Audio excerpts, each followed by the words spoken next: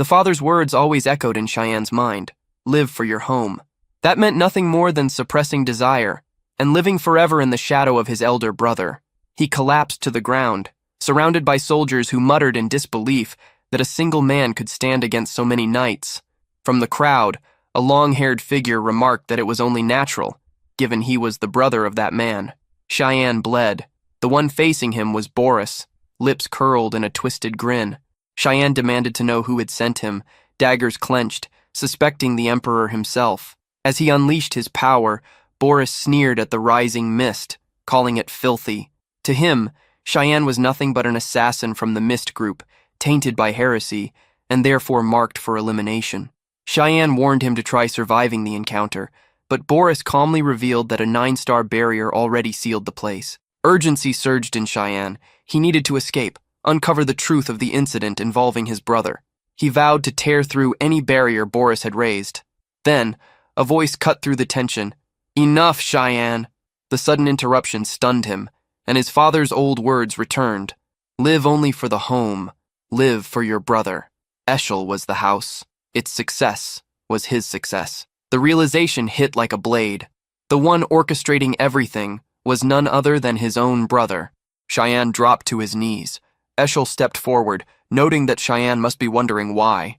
He praised him for serving faithfully until now, but claimed that for the sake of the house, and for his own brother, he would free him from his sins. Cheyenne's mind spun. What sin? Eshel's eyes narrowed at the mist surrounding him, calling it vile, insisting Cheyenne had long since ceased to be human. He accused him of deceiving everyone. Cheyenne struggled with the words. None of it made sense. He had fought through the struggles of the Empire's throne, endured the Demon King's army, bled through the Unification War. He had helped his brother achieve it all. His fist slammed into the ground. His entire life had been given to that man. 20 years of toil, cast aside as if nothing. Defiance surged. Even if his body broke, he would give everything now. Soldiers gawked at the impossible mana still flooding from him. Transformed, he spat out his verdict. His brother was shameful, the so-called hero who turned his blade against family. Eshel's gaze hardened, and Cheyenne lunged. He pushed forward, declaring that a single strike was all he needed. He seized the opening and drove his attack forward, only for it to crash against an invisible wall. The duel was never fair. Boris stood guarding Eshel, shielding him with the barrier. The chances taken to drive a blade straight into Cheyenne's stomach. Steel buried in his flesh, the attacker admits he had considered letting him slip away. But in the end, Cheyenne revealed nothing but darkness. It was almost a relief. Never once had there been any trust. The sword was torn free, a sharp kick sent Cheyenne sprawling, and the group departed without hesitation. Lying there, Cheyenne thought of how absurd this ending was. Dying like this made no sense at all. Yet in the next breath, he lunged at Eshel once more, dagger aimed at his neck with the intent to kill. But a burst of blinding light tore through his body. A voice called out for the young master. A boy jolted awake, drenched in sweat, tangled in his sheets. The maid at his side asked how much longer he intended to sleep. He muttered Emily's name, stunned. Looking at her, he realized it had been 2 decades since their first meeting, yet she appeared unchanged, exactly as she had on that day. The room around him was familiar too, the same chamber he had once lived in as a child. The truth hit him hard. He had returned to his youth. Emily scolded him to quit ruining the bed and get ready for training. Cheyenne blinked, unsure what training she was talking about. But everything around him screamed of the past, the Vert family duchy. Perhaps this was memory, but the details were sharp, clear. It was March 1st, 27 years earlier, 1 year before he would enter the academy. At the start of every month, an open training duel was held before the public. It was a major event, one his father valued. His opponent that day was Krantz Vert, a half-brother born of the Duke's official wife, Marguerite. They were the same age, but Krantz always drew more favor, while Cheyenne, the illegitimate son, was left in shame. That was the day his father told him to hold back and surrender. Emily urged him to give up, but Cheyenne's answer now was different. He would just finish it quickly. Then hesitation struck. The thin sword in his hand felt impossibly heavy in this body.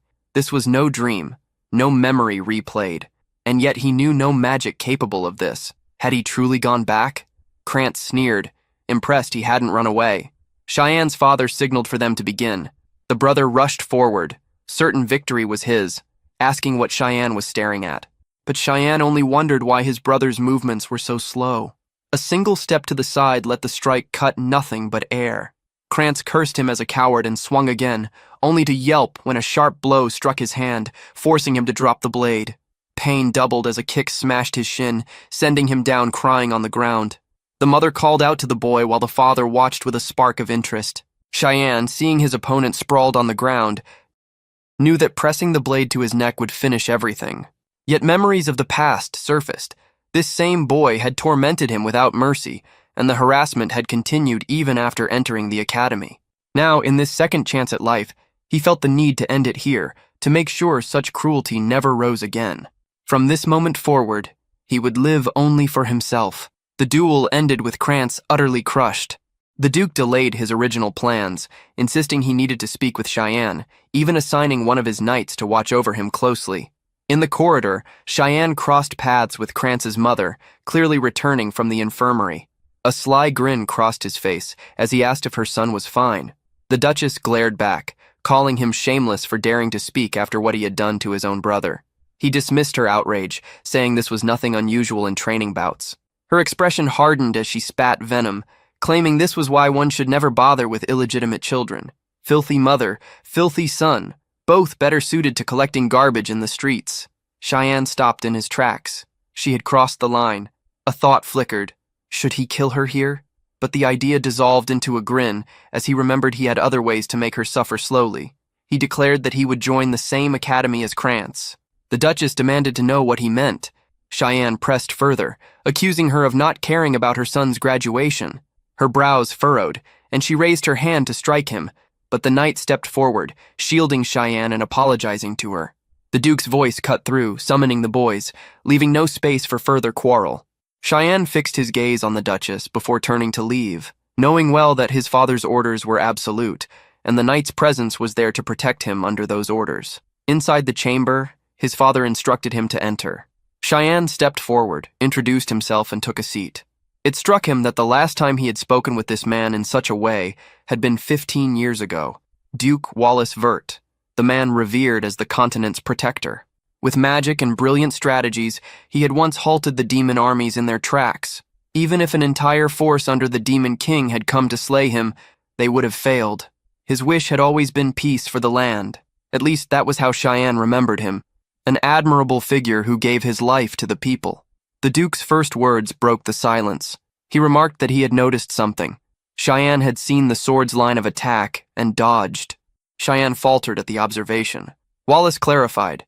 When Krantz struck, Cheyenne had easily followed the blade's path and shifted aside. He wanted to know where this fencing skill had been learned. Cheyenne was taken aback by how sharply the man noticed details. He claimed to have learned on his own. Wallace, unconvinced, stated that as far as he knew, Cheyenne had never shown interest in fencing, perhaps hiding his talent deliberately. The boy explained that he simply hadn't wanted to draw attention.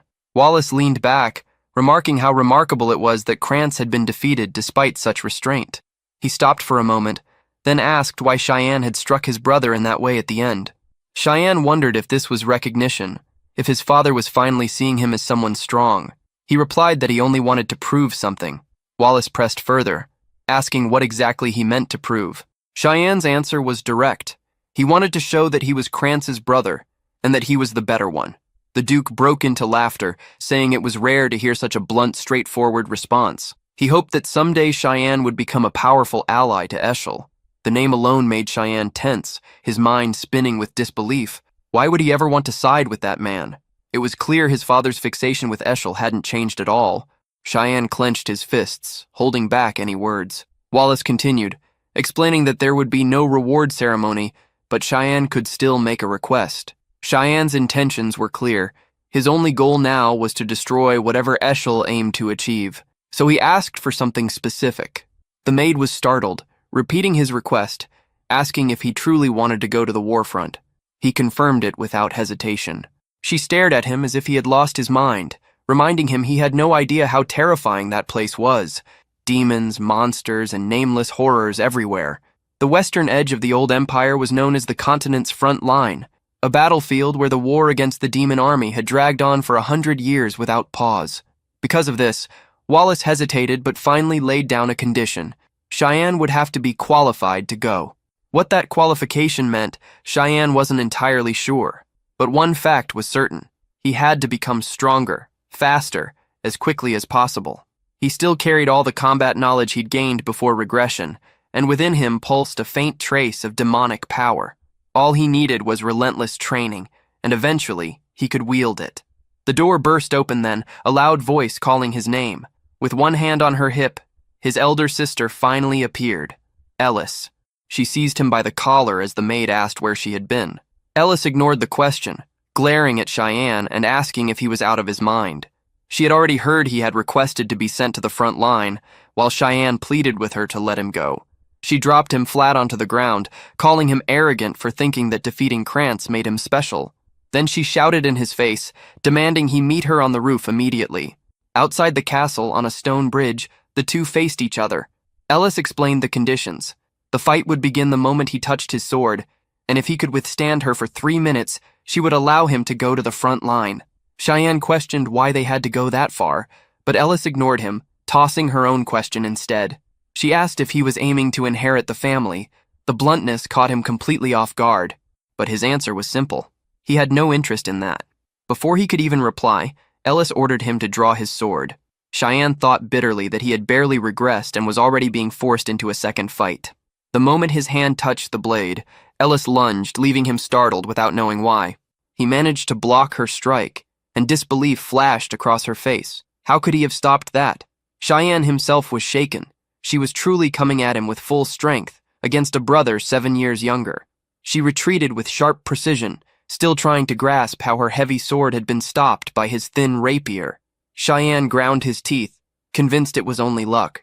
Ellis admitted to herself that he was stronger than she had expected, but Cheyenne knew he was in trouble. Ellis pressed forward with a relentless chain of cuts, each one forcing him to the limit to avoid them. Then she leapt, preparing a crushing vertical slash. Cheyenne parried at his shoulder's edge, her blade sliding past and darting dangerously close to her neck. The sight startled her, and Cheyenne realized he had made a grave mistake. With a twist of his arm, he redirected the strike, and both stepped back. Standing on the pillar, he understood the risk. Had he not moved his sword, he would have killed her. All the assassination techniques he had learned were designed for instant death. He didn't know how to fight without aiming to kill. But Ellis had no intention of stopping. She wanted this match to last 3 full minutes. For her, it would be dangerous. Cheyenne considered channeling mana into his blade, but his energy was already thinning. Then Ellis began chanting, calling the earth and wind to merge with her sword. Cheyenne recognized it at once, 6-star magic. Her blade shimmered as water energy wrapped around it. Tears welled in his eyes. She truly intended to kill him. This was no test. Ellis repeated to herself that she could not lose no matter what. Cornered against the wall, Cheyenne realized that reflecting her attack would either kill her or hurl her from the bridge. With no choice, he leapt forward. She raised her weapon, releasing a beam of light. From the side, a voice urged him to stop hesitating and act. At the very instant before impact, a knight stepped between them, declaring the fight over. His blade intercepted Ellis's strike, the force echoing through the castle walls before he grabbed Cheyenne by the collar. His glare fixed on Ellis as he accused her of going too far against the boy. Relief washed over Cheyenne. He had been waiting for this knight to intervene, but it had taken too long. Ellis, seeing the weapon in front of her, seemed to snap back to herself. She rushed forward, embracing Cheyenne tightly, apologizing as tears streamed down her face.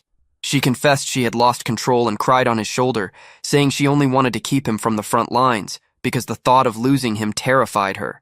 In her arms, Cheyenne thought of who she truly was. Ellis Nannon, trained at one of the S-grade academies, a swordswoman of the highest caliber. She had a striking face, praised as if she were born from the gods themselves. Everyone believed she was destined to stand as the next protector of consonance, alongside Eshel. Yet soon after joining the Knights of Light, her life met a miserable end. Cheyenne embraced her, saying he had missed her, and promising that this time he would be the one to protect her. Elise turned to the knight, asking why he was there when he had once been the Duke's personal guardian. The knight replied that he was following the Duke's command to protect the young master. Cheyenne realized he had sensed this man's presence ever since leaving his father's office, which explained his frustration when the knight hadn't appeared earlier. Now, with his strength failing, he wondered why his father had ordered hidden protection. His thoughts blurred, and he lost consciousness on Elise's shoulder. She held him, smiling faintly, thinking he was still just a child. The following day, she returned to the academy, while Cheyenne pushed himself back into training, determined to face his father again. All he could do was strain his body to the limit, trying to build endurance. But his weak frame betrayed him. 10 push-ups were all he could manage. Remembering his once muscular self, he knew drastic measures were needed. Emily entered his room suddenly, saying Elise had sent him something. She wrinkled her nose, complaining about the stench and asking what it was. After Elise's earlier clash with him, Cheyenne had asked for hellhound blood as an apology gift. To anyone else, its foul odor and revolting appearance marked it as poison. But its true nature was different. It carried the power to permanently enhance stamina. Emily, still pinching her nose, asked if he really intended to drink it. Cheyenne answered firmly, taking a gulp. He told her only he could endure her cooking, so this was nothing. The taste brought back memories of her purple mushroom soup, far worse than this, and with that thought, he slammed the pot on the table, claiming it was delicious, his body radiating energy. Emily called after him, unsettled by the sudden shift. His eyes burned red as he looked back, saying he was going for a walk to test the medicine's effects before leaving the castle. Standing outside, he muttered that he had wanted to return here for a long time. This was the place he always came to when he needed solitude. Not long after, Eshel had received a revelation from the god of light about an ancient temple hidden in this very land. Cheyenne had always been skeptical of it. Pressing a hand to the ground, he whispered that no one else knew of this revelation yet. The earth cracked open, releasing a red mist, and he declared that what he was about to do was something Eshel could never imagine. A hidden passage yawned before him. He wondered if it was finally time to enter. As he stepped inside, he noticed how different it was from his memory. Once, this place had been devoted to the god of light, but centuries of ruin had consumed it. The devastation dated back to the Holy War 300 years earlier. Cheyenne stared around in disbelief, finding it hard to accept that such a place truly existed. At the altar, his eyes caught the glow of a sword, radiating power. He recognized it instantly. It was the weapon bound to this temple. In the year 999, humans had finally expelled the demons from the empire of Velas. It was then that artifacts known as the God's Treasures were unearthed. Among them was the sacred blade Drandark, the weapon that had carried mankind into the war against demons, the very same sword that Eshel had used to strike him down in that tragic end. Cheyenne stared at the sword, imagining it might have something to do with his regression. He touched it with hesitation, then lowered his head, muttering that he already knew nothing would happen. Disgust rose in him, and he kicked the blade aside, leaving with the thought that it only made him feel worthless. From beneath the light, shadows stretched out, and Cheyenne realized he had found exactly what he had been searching for. Looking at the ground, he noted that anyone would assume it was just the sword's shadow, but that was no ordinary shadow. He pressed his hand to the floor, whispering that wherever there was light, shadow would follow. Steps revealed themselves, leading into a dark door. Cheyenne opened it with caution. On the altar ahead, he finally found what he had come for, the demonic blade, Karam. He lifted the dagger, its crystal carving gleaming faintly. He muttered that it could awaken now. Cutting wildly in every direction, he noticed its slumbering state. Yet the sensation thrilled him. It was the same blade he had wielded his entire life, its sharpness oddly satisfying. From the floor, a shadow rose, a voice calling him a brave child. The figure asked if he even understood the meaning of taking that weapon. Cheyenne answered bluntly. It meant the dagger was his. The shadow swelled, unable to believe he had awakened a demonic blade. With a twisted smile, it declared that it was already too late, then lunged at him, screaming that his body now belonged to her. Cheyenne caught her by the throat, leaving her stunned. Her face surfaced from the mass of darkness, and Cheyenne remarked that he hadn't had much else to do at the time. The blade demanded to know how he could even touch her. He repeated his words. She belonged to him now. Her nails, sharp and pink, slashed across the air. He dodged and stepped back, while she pulled away, trying to create distance. It was clear to him. This was the strongest weapon he had ever seen a protagonist handle, a real danger to everything around it. The figure demanded to know who he was, noticing the shadow peeling from her form.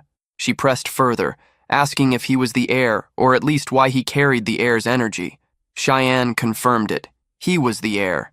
And now, as her master, She'd do best to lower her head and stay silent. Karam seethed with rage, spitting that he was just a child. She lunged again, swearing she would never accept him. Cheyenne parried, already knowing the truth. The blade's only goal was to devour its wielder and claim their body. That left little room for compromise. As her strike neared, he wondered briefly if he should hold back. A smirk crossed his face as he activated control over the demonic blade. Karam was slammed to the ground, unable to comprehend what had happened. Cheyenne warned her once, telling her to accept it while he was still being lenient. Suppressed, Karam demanded to know how he was capable of using such an ability. Cheyenne responded by seizing control again, forcing her head into the ground. And before she could say another word, he unleashed the power several more times. Watching her face pressed into the ground, Cheyenne asked if she understood now. She admitted defeat, saying she recognized him as her master. He prepared to unleash the power again, but she quickly called him Lord. With that, Cheyenne had achieved his goal. He wondered if it was time to head back before his absence was noticed. In his grip, Karam whispered that she longed to feel fresh air once more. Curious about him, she asked his name. When he told her, the blade questioned if he truly was the chosen heir. Cheyenne replied that he was, but only in a past life. Karam faltered, unable to grasp what he meant. He explained flatly that he had already died once. The dagger grew even more unsettled, convinced he was insane. Approaching the great sword resting nearby, she commented that it was still asleep. Cheyenne warned her that its owner would appear in 20 years. She demanded to know how he could possibly know that, but he was already pulling the blade free. Without pause, he slashed the handle clean. She asked why, baffled. Cheyenne simply answered that he didn't know anymore, only that the future would be interesting. By morning, a carriage rolled away from Verdi Castle. The promised reinforcement for Cheyenne had arrived faster than expected. He presented himself before his father, who asked again if he was truly resolved to go to the front lines. Cheyenne answered that his heart was already there. The Duke ordered the knight to release the beast. The knight unfurled a scroll, and Cheyenne wondered if it would be a summoning spell. A red pentagram glowed, and from it, a creature with a flaming back began to emerge. Cheyenne recognized it instantly, a hellhound. Seeing it, he realized his father and the knights had prepared this test carefully for him. Their hands hovered near their weapons, ready to draw at any moment, every one of them cautious with his life. The Duke warned that everything carried weight, that he would have to prove his will by surviving this trial. The word test made the knight hesitate, recalling when Cheyenne had asked to train with him. The knight had been confused at the request, but Cheyenne had explained that he had only 3 days until the trial and needed to sharpen himself. He had asked the knight to help him practice combat skills. The knight suggested he train with Krantz or others his age, but Cheyenne feigned ignorance, claiming he didn't know why Krantz always turned hostile whenever they met. The soldier was caught in a dilemma. Cheyenne smirked when the knight finally agreed, though with one condition: he would not draw his sword, only defend himself. Cheyenne accepted, but requested one more thing. The knight was not to inform the Duke of anything that happened during their training. He declared it an order. Yelkin hesitated, confused by the demand. But before he could ask further, Cheyenne lunged straight at him. Yelkin blocked the first strike, but disbelief ran through him at the strength of a 10-year-old. Cheyenne's movements were sharp and fast, his figure vanishing before Yelkin's eyes. He looked around in confusion, only to sense danger above. Cheyenne was already there, dropping with another blow. Yelkin turned just in time to parry. Cheyenne pressed on, attacking without pause, his strikes relentless. After several exchanges, Yelkin lowered his guard, admitting defeat. Cheyenne remarked that he still couldn't overcome him, yet thanked him for the help and said he had done well. Breathing heavily, Yelkin returned the words, admitting the boy's strength was shocking. He couldn't believe such a skinny child could carry so much power. If what he felt that day was true, the master of Kernigum would surely overcome any test placed before him. The hellhound then fixed its gaze on Cheyenne and lunged. Calm, he stood his ground as the beast snapped forward to bite. A slash tore through its eye, dropping the creature to the ground. Cheyenne glanced back, thinking that with his current strength, he had to end this quickly. The monster rose again, but he was already prepared. His blade flashed, cutting straight through its skull, the attack ending with a throw from above. The knights present stared in shock, while his father looked on with a smile. Cheyenne eyed the corpse, muttering it was a shame to waste so much blood. But he knew drinking it would only make the others think he had lost his mind, so he left it. Wallace stepped forward to praise him, saying the display was incredible and promised they would meet again at the front. Cheyenne gave his thanks. From within, Karam's voice stirred, calling out and demanding to know if she was nothing more than a kitchen knife. Cheyenne dismissed that thought, reminding her she was a demonic blade. She questioned why she wasn't being used, insisting her strength could only return through blood. She begged for just a taste from the hellhound's body, but Cheyenne told her not to worry. She would be used as much as she desired. Far to the north, the battlefield shook under an ogre invasion. The bells rang, and Wallace commanded that not a single creature be allowed to escape. Soldiers raised their swords, triggering the Salvation Prison. A massive, shining cross appeared above the battlefield, while magic circles lit up beneath the ogre's feet. Chains of light burst upward, binding their massive bodies. Wallace's order rang out, and the soldiers struck. With the beasts immobilized, their victory seemed effortless. One ogre screamed as a soldier closed in, blade in hand, gripping tightly and preparing for the final cut. With one clean strike, the monster's head was severed. Not far away, Cheyenne and Emily watched the clash unfold, her face pale with fear. She demanded to know why he had dragged her into a place like this. Cheyenne, strangely enough, felt a sense of longing, as if he had missed this battlefield. Wallace asked his son what he thought of standing at the front lines. Cheyenne admitted he was a little nervous. His father warned him that he could always return, that this was a place where death could claim him at any moment, so he had better stay sharp. Cheyenne smirked, saying he'd keep that in mind. Death here was ordinary, with 3 or 4 battles breaking out every day. The knights fought to hold back the demonic advance. Cheyenne's tent had been placed in the safest location, farthest from the main fighting. The problem was that under constant watch, he couldn't find an opportunity to feed Karam. While wondering if he'd have to wait until night, he noticed Emily hiding beneath the covers. She cried out that the Duke himself had warned they could die any moment. Cheyenne told her to pack up and leave if she was that scared. She shouted it was impossible, that he couldn't survive without her, not in a land crawling with monsters. Then, without warning, she stormed out saying she was going to get food, ignoring his demand about the cloak he had asked for. Rage simmered in him. This woman never obeyed. Later, he left a doll of himself lying on the bed, figuring that might be enough to fool others. Emily looked at him and asked if he was really going to train in a place like this. She said he was too diligent, and if the Duke found out, he'd be proud. Cheyenne ignored her words. He said he was heading out, and she could rest there without worry. Looking back, he ordered her to claim he was asleep if anyone asked. At that moment, soldiers were needed at the front in greater numbers than ever, which gave him freedom to move unnoticed. He activated his mist glide ability and slipped into the dangerous outskirts, where a pack of hellhounds waited. His blood stirred with excitement. This was the perfect chance to test Karam. When summoned, the blade breathed in the scent of blood and trembled with hunger, saying she couldn't endure it any longer. She needed to cut something. The hellhounds charged, and Cheyenne promised her a feast. He struck them down, unleashing furious mist storm. When the pack lay dead, he pulled the blood straight from their skulls and drank deeply. His eyes lit with madness as he muttered that this was what he craved. Karam pulsed with delight. He told her they would keep hunting, but she complained the hellhounds were far too weak. Cheyenne assured her not to worry. The night was long, and the battlefield swarmed with prey. She answered, seething with anticipation. Elsewhere, a carriage rolled through the mountains. Inside sat a girl with white hair. A guard warned her the land ahead was too dangerous and urged retreat, but the girl refused, declaring she wasn't a child. She was a princess of the empire, and it was her duty to stand beside her family. If the woman dared to speak further, the princess threatened to vent her anger on her. Her attendant warned instead that young Master Verdi was also at the front, the same age as her. She questioned whether the Duke truly had the courage to bring along his youngest son. The companion explained it wasn't the Duke's decision. The boy had volunteered. Since they were of equal age, she suggested they might become friends. The princess dismissed the idea, uninterested, and turned away to sleep. The servant let it go with a simple nod, but the princess suddenly asked for the boy's name.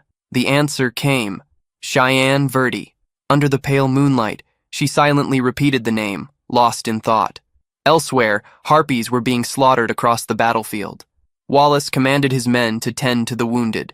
Dozens of harpies and griffins lay dead as the soldiers prepared to march back to camp. Looking aside, Wallace saw someone yank a blade from the corpse of a harpy. It was Cheyenne, who had fought alongside them. Wallace asked how he was adjusting to life on the front lines. Cheyenne answered that each day brought new lessons. The Duke remarked that he had expected him to long for home, but after all this time, seeing him still here filled him with pride. Those words left Cheyenne stunned. Wallace left soon after, saying there would be something to discuss in the morning. Cheyenne agreed, thinking it was the first time he had ever seen pride in his father's expression.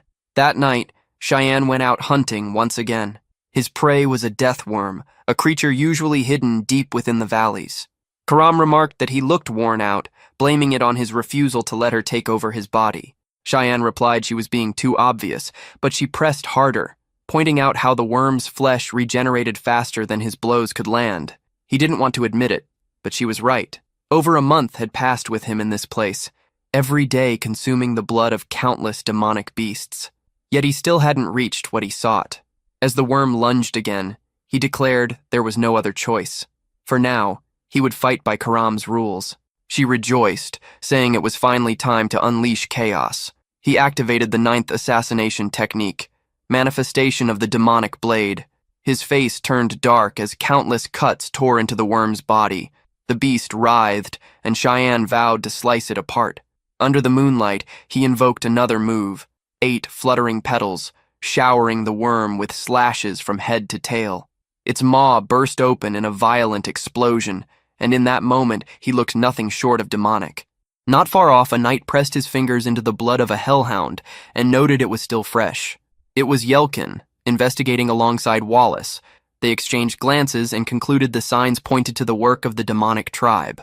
Staring at the remains, Wallace muttered that the cuts looked strangely familiar, almost like déjà vu. From behind a rock, Yelkin stepped forward, saying he needed to show something. Wallace asked what, and Yelkin lifted a torch, revealing the death worm split clean in half. The sight made Wallace tense, fear creeping in as he whispered disbelief that such an organization could be responsible. The manifestation of the demonic blade had taken Cheyenne's body, allowing Karam to wield her full power. But he knew if he lost focus for even a moment, his mind would be swallowed whole. By the next morning, he opened his eyes, cursing himself as insane for using that kind of power just to kill a beast. Rising from the bed, he admitted luck was the only reason he survived.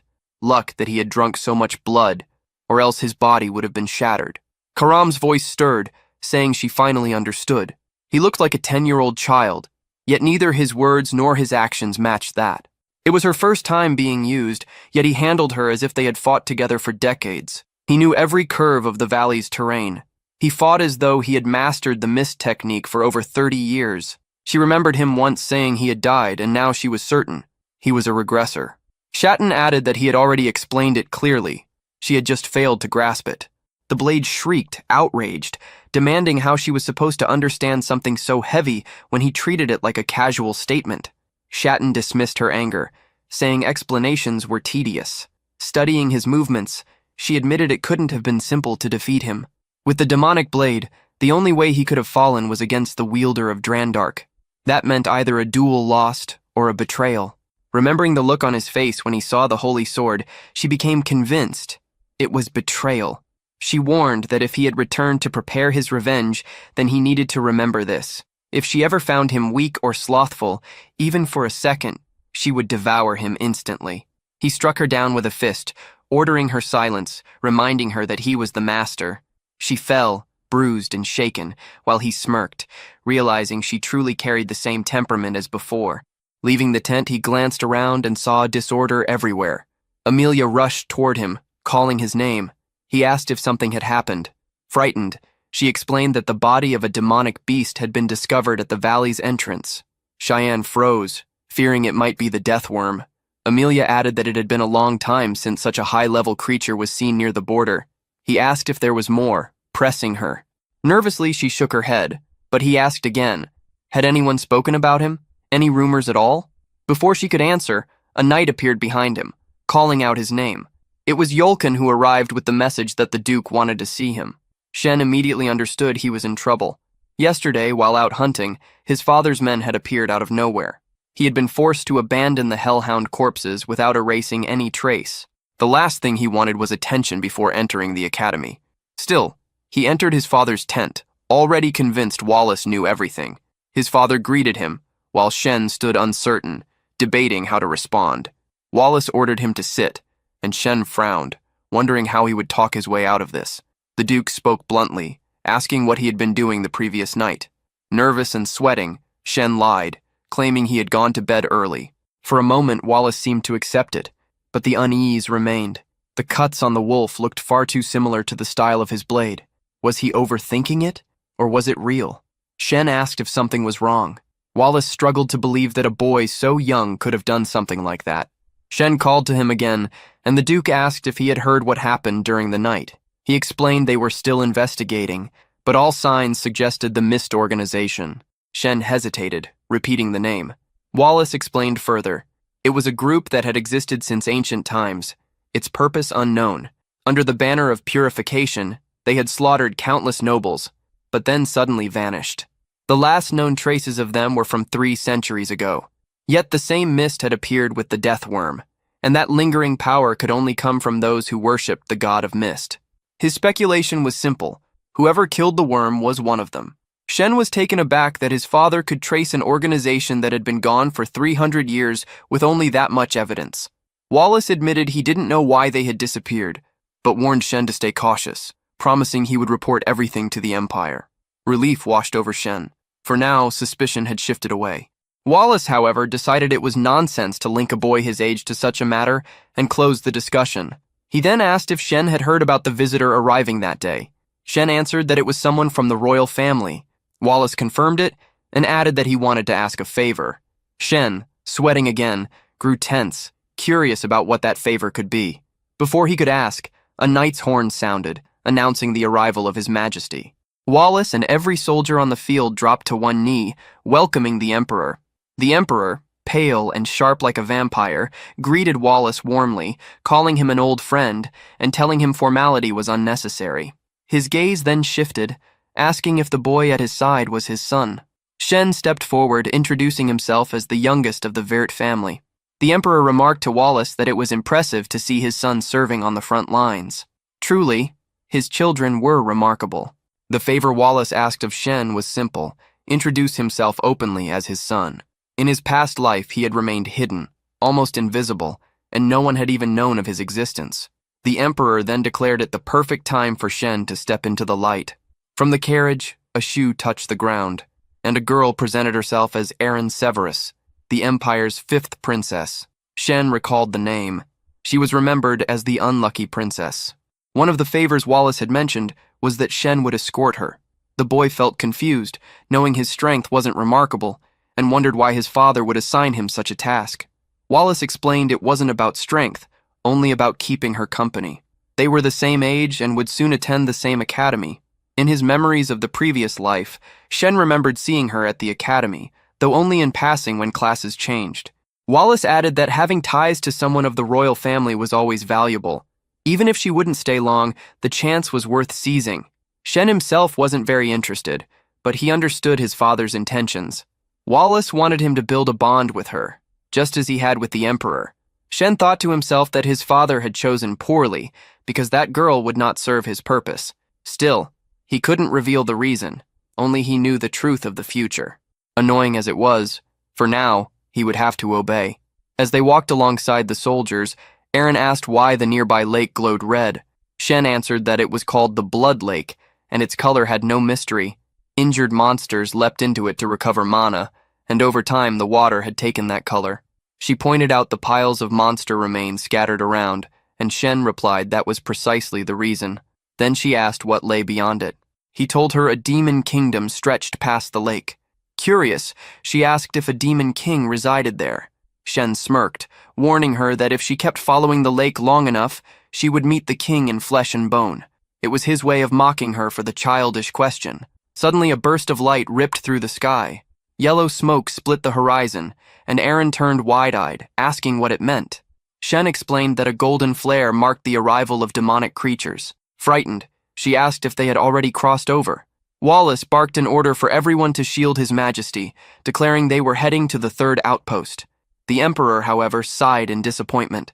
Wallace asked what troubled him. The pale sovereign drew his blade, revealing his intent.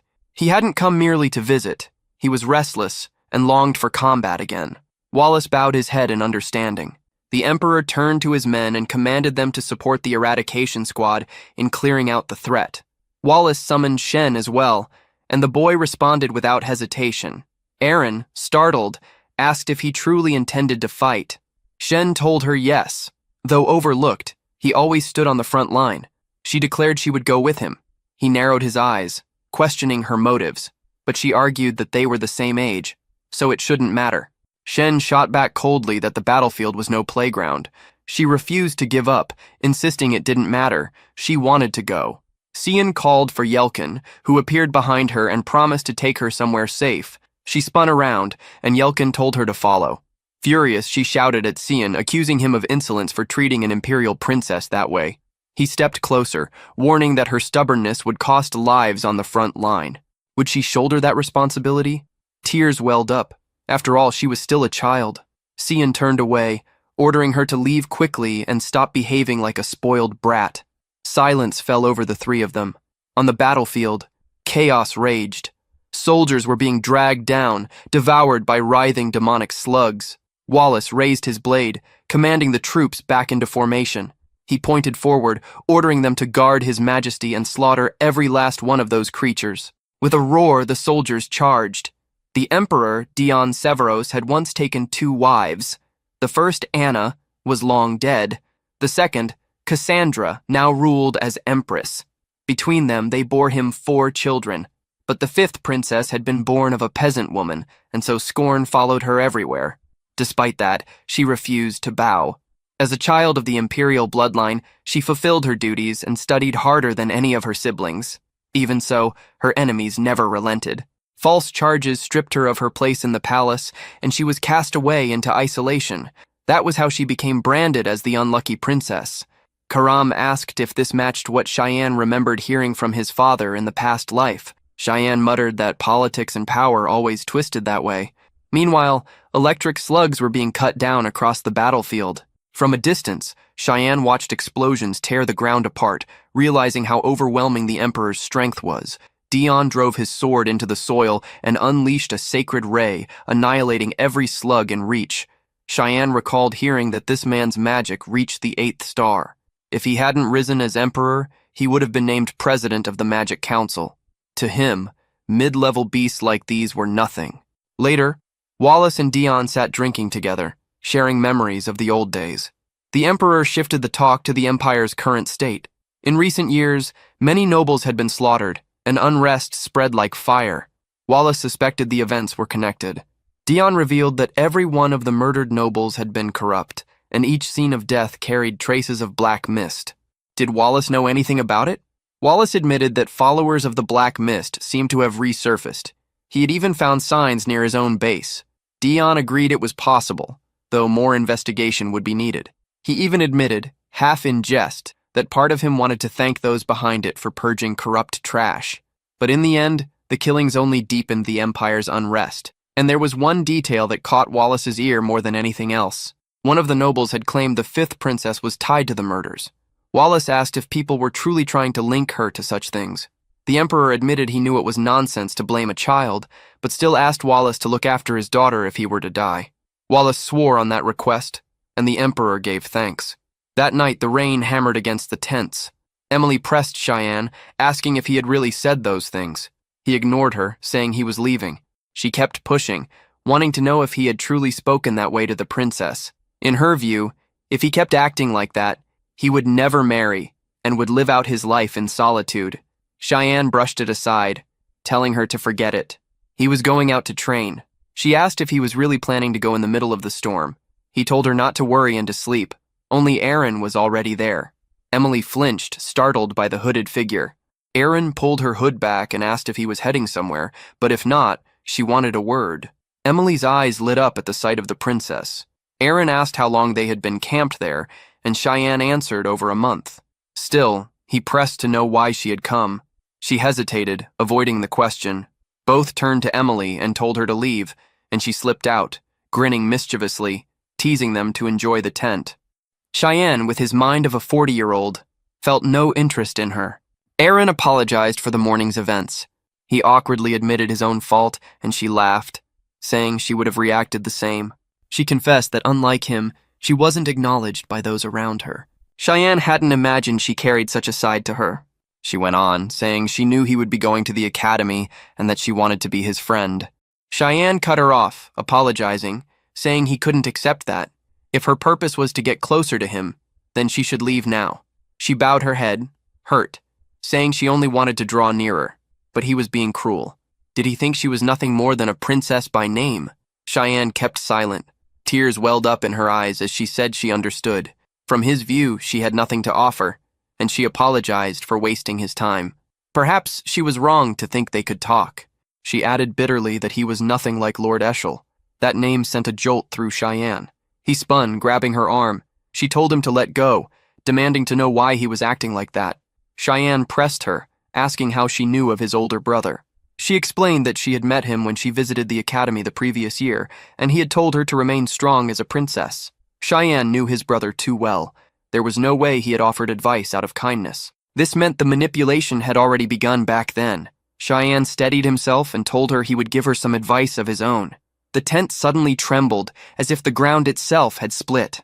Emily burst inside in a panic, shouting for him to run, but a massive pillar had already crashed down, nearly flattening them. The explosion ripped through the canvas, hurling Emily outside. From a distance, everyone caught sight of a giant ogre looming over the wreckage, recognizing it as the young master's tent. Emily cried out, desperate, tears streaming as the ogre raised its club to finish them. The emperor, hearing the commotion, demanded an explanation, and later that night announced grimly that the princess's tent had been attacked by a high-level monster. He commanded all troops from the battlefront to return at once, determined to know who she had crossed paths with in such a dangerous place. The giant ogre rampaged, smashing the rear section of the base. Hidden in the chaos, Cheyenne stared in disbelief. An ogre here? That breed of monster only appeared deep in the valley. Doubt crept in. Was this his fault? Emily's voice broke through, sobbing that she thought he had been killed. But at the moment of impact, he had pulled Aaron close and leapt aside. Someone who had once crushed the Demon King's army would not fall to a mere ogre. Aaron asked if the knights would survive. Emily, trying to soothe her, insisted they were strong enough. Still, the princess wept, blaming herself. If she hadn't been there, none of this would have happened. The knights reassured her that it was their duty to protect, one even smiling as he swore they would give their lives if needed. Cheyenne's warning came too late. A massive hand slammed down from behind, crushing the knight in an instant, blood spilling as the ogre lifted the limp body high. Standing on its back, Cheyenne told Aaron to cling to him. The beast sniffed the air, confirming his suspicion. These creatures weren't here by chance. They had come for him. He began to tell Emily to take the princess and flee, but she was already gone, sprinting with Aaron in her arms. He couldn't help but note how fast she ran when survival was at stake. The ogre bore down, ready to smash him. He couldn't draw the demon blade without raising suspicion. Questions churned. Why were these monsters hunting him? What scent were they following? Karam's voice cut through, mocking him. He had been drinking demon blood for too long, and now he reeked of it, a stench that drew beasts straight to him. Rage boiled, so the sage had known all along and said nothing. She only laughed, reminding him that all she wanted was his body. He gripped her hard, forcing her into her dagger form as she asked what he was planning. He realized there was no choice left. Against this beast, he would have to unleash everything. He lunged forward, meeting the ogre's swing head-on. With one decisive strike, he ripped the creature's arm clean off. In the same breath, he appeared behind its neck, slicing it open with a single brutal motion. The boy carried himself with confidence, and with only 2 swift cuts, the beast collapsed lifeless on the ground. He muttered that now it was only a matter of cutting down the curious ones that still lingered.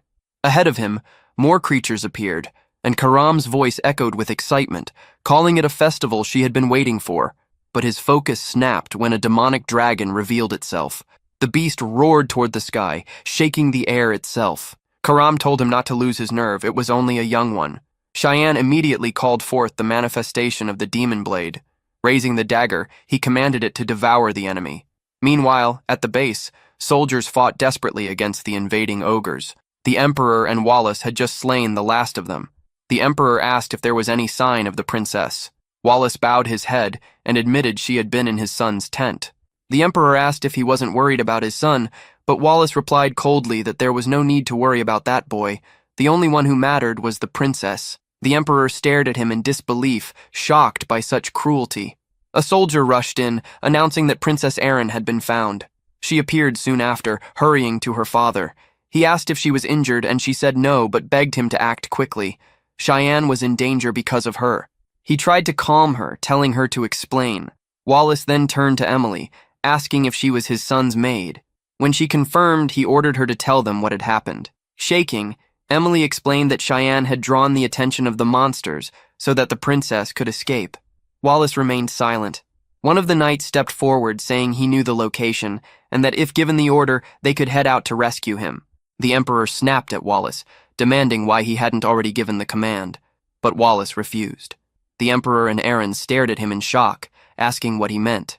Wallace said the recovery of His Majesty had to take priority. If the base fell, the demonic beast would pour into the empire.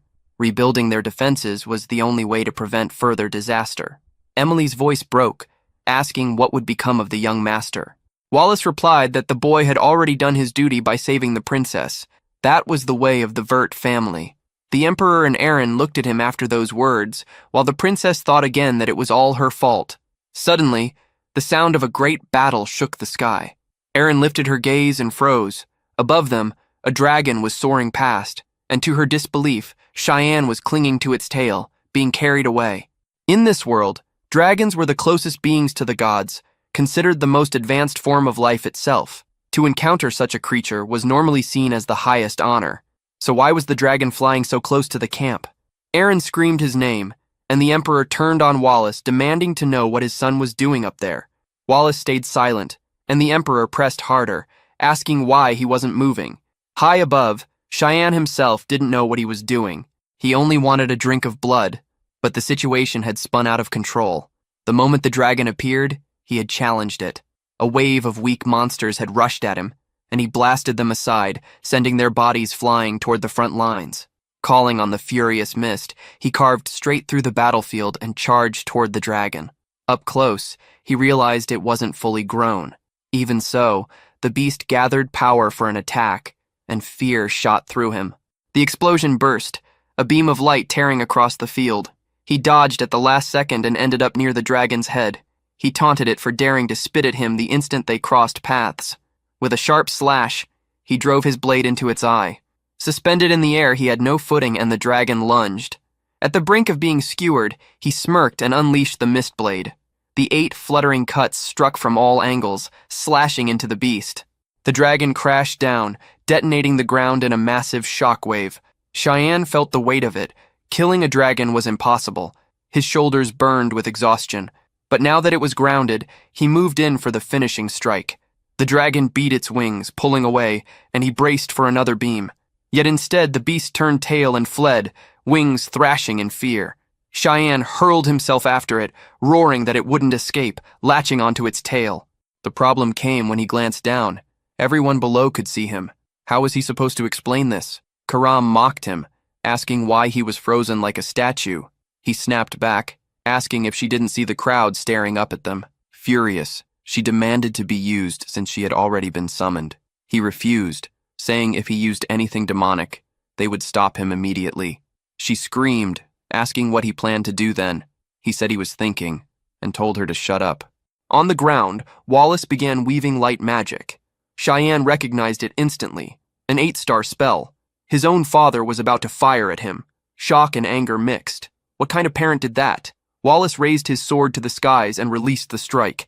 Cheyenne braced in despair, but the dragon suddenly dived, weaving past the incoming magic. He laughed bitterly, praising the beast for doing well and telling it not to take the hit for him. But another beam came from behind, so close he couldn't avoid it. It struck his leg, the same one gripping the dragon. His hold slipped, and as he plummeted, his only thought was a strange sadness. He had lost his lunchbox. While Karam urged him to protect himself, he plummeted head first. He muttered that he couldn't use any mist technique now. She snapped at him, warning that if he kept hesitating, he would die this way. He silenced her, saying he was thinking. In truth, he wasn't going to die, though she couldn't believe what he was about to attempt, until an idea struck. Below him stretched the Red River. He told himself there was no other choice.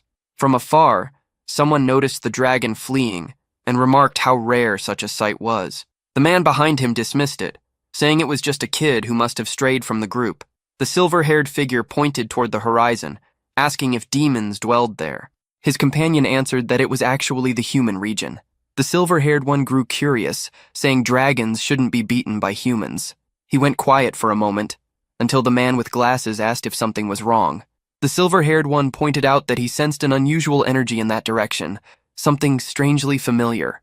His companion suggested they go see for themselves, but reminded him he was forbidden from annihilating everything just out of boredom. Spreading his wings, he agreed, saying he wouldn't cause trouble. Then he lifted off, promising to return shortly.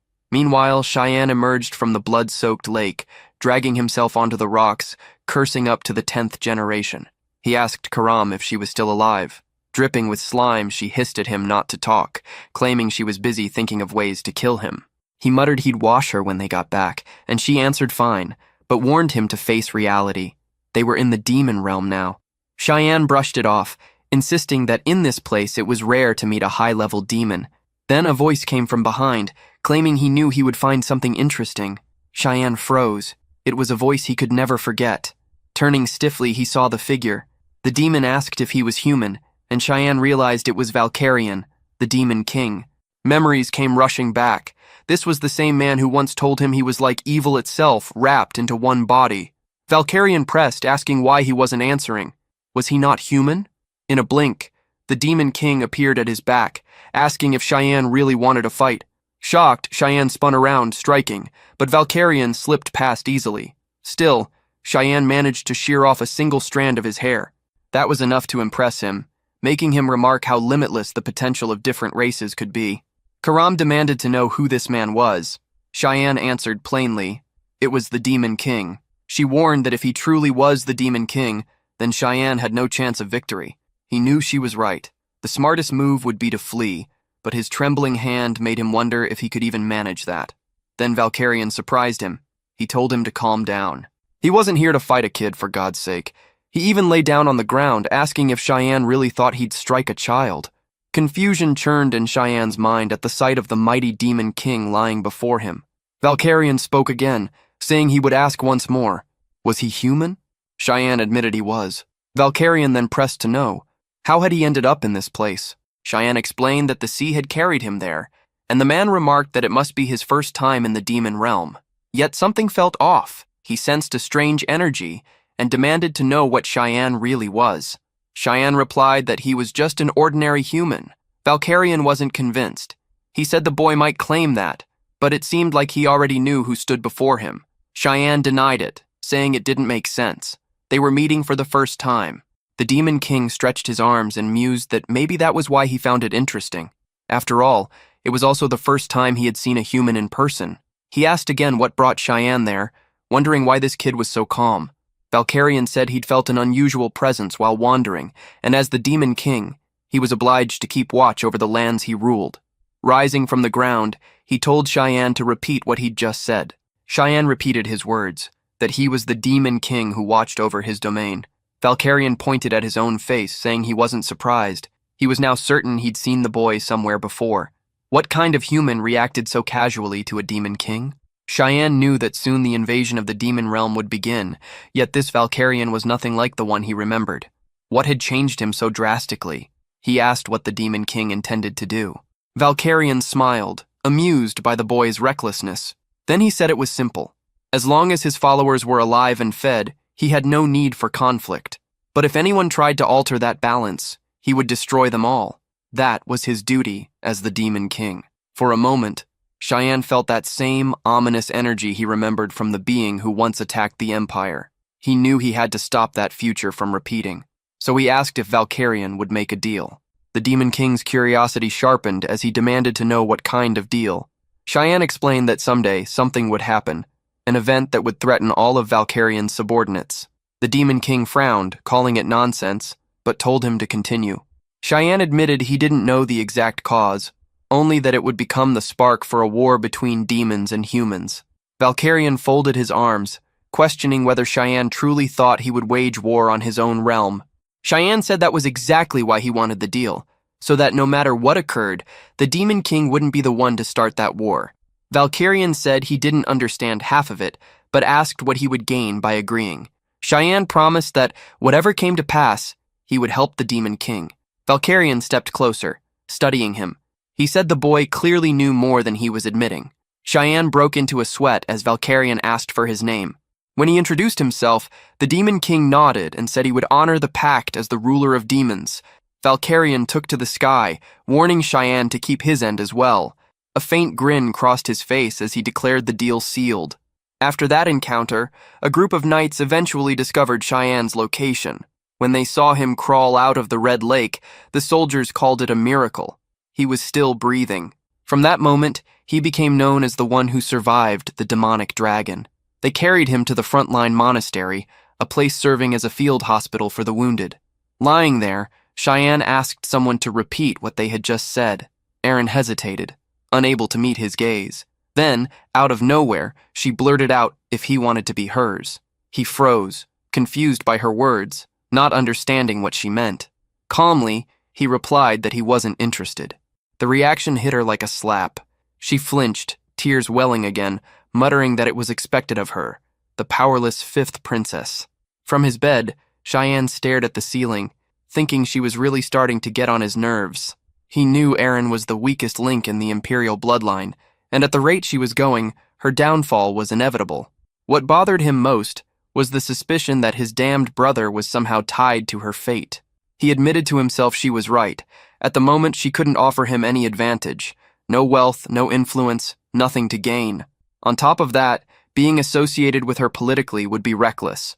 Still, he decided he'd look after her until she figured things out. She asked if he meant that seriously. He said yes, it was a promise, telling her not to worry. Aaron rose to her feet, saying she understood, that when she eventually turned the tables, he would have to acknowledge her strength. Pointing at him, she declared she didn't know when, but she would make him recognize her power. Cheyenne only thought to himself that she'd been depressed moments ago. Before leaving, she paused, thanking him simply for surviving. Then she was gone, and the room fell quiet. Elsewhere, deep within the forest near the encampment, a hooded figure stood alone, scanning the area. He held a cube-shaped object in his hand and grinned, saying the task was almost complete. A voice echoed from behind, calling his name, Renal Crimson. His body froze, bound by invisible force. The voice explained that the item he carried was a small dimensional box, one that existed before it was ever commercialized. The artifact could contain anything the user desired. From the shadows, Cheyenne stepped forward, revealing himself. He said it was a masterpiece crafted by the Magic Council. He had been watching this man for a year, tracking his smuggling operations from the Empire. Cheyenne reached out and took the box, saying he'd be confiscating it. Renal Crimson, a magical knight of 7 stars, glared and demanded to know who he was. Recognition hit him immediately. Cheyenne Vert. Cheyenne dumped the contents of the box onto the ground, ignoring Renal's questions. The knight kept pressing, asking how he had found him, but Cheyenne didn't answer. He only remarked that Renal must have had an informant guiding him to the right places at the right time. Renal denied everything, insisting he had no idea what Cheyenne was talking about. Cheyenne told him there was no point in lying. The blood of those creatures was already being sold inside the Empire. That was how the nobles had sent him the Hellhound blood gift in the first place. Renal broke into a cold sweat, wondering who had leaked this information and how this kid knew so much. He couldn't even figure out how Cheyenne had trapped him, but if he could just move even a little. He stretched out his hand, summoning fire magic in an attempt to burn Cheyenne alive. The explosion went off with a roar, the blast engulfing the clearing. Hidden in the smoke, Renal muttered that it was good he had taken the situation seriously. One could never underestimate a member of the Vert family. He allowed himself a breath of relief. Then his body jolted. His hand was gone. He screamed, staring in disbelief as blood sprayed from the stump. The mist before him shifted, taking shape, and when he saw Cheyenne within it, he froze. It couldn't be. The boy was from the mist. Before he could react, Cheyenne seized him by the throat and slammed him against a tree. He gave him 2 choices: confess and die quickly, or deny it and die in agony. Meanwhile, in the Western Trade Zone, workers were sorting through shipments. 2 crates labeled as potions drew their attention. They joked about what might be inside the larger box, curious about its contents. When they pried it open, their smiles vanished. Inside was Renal's severed head.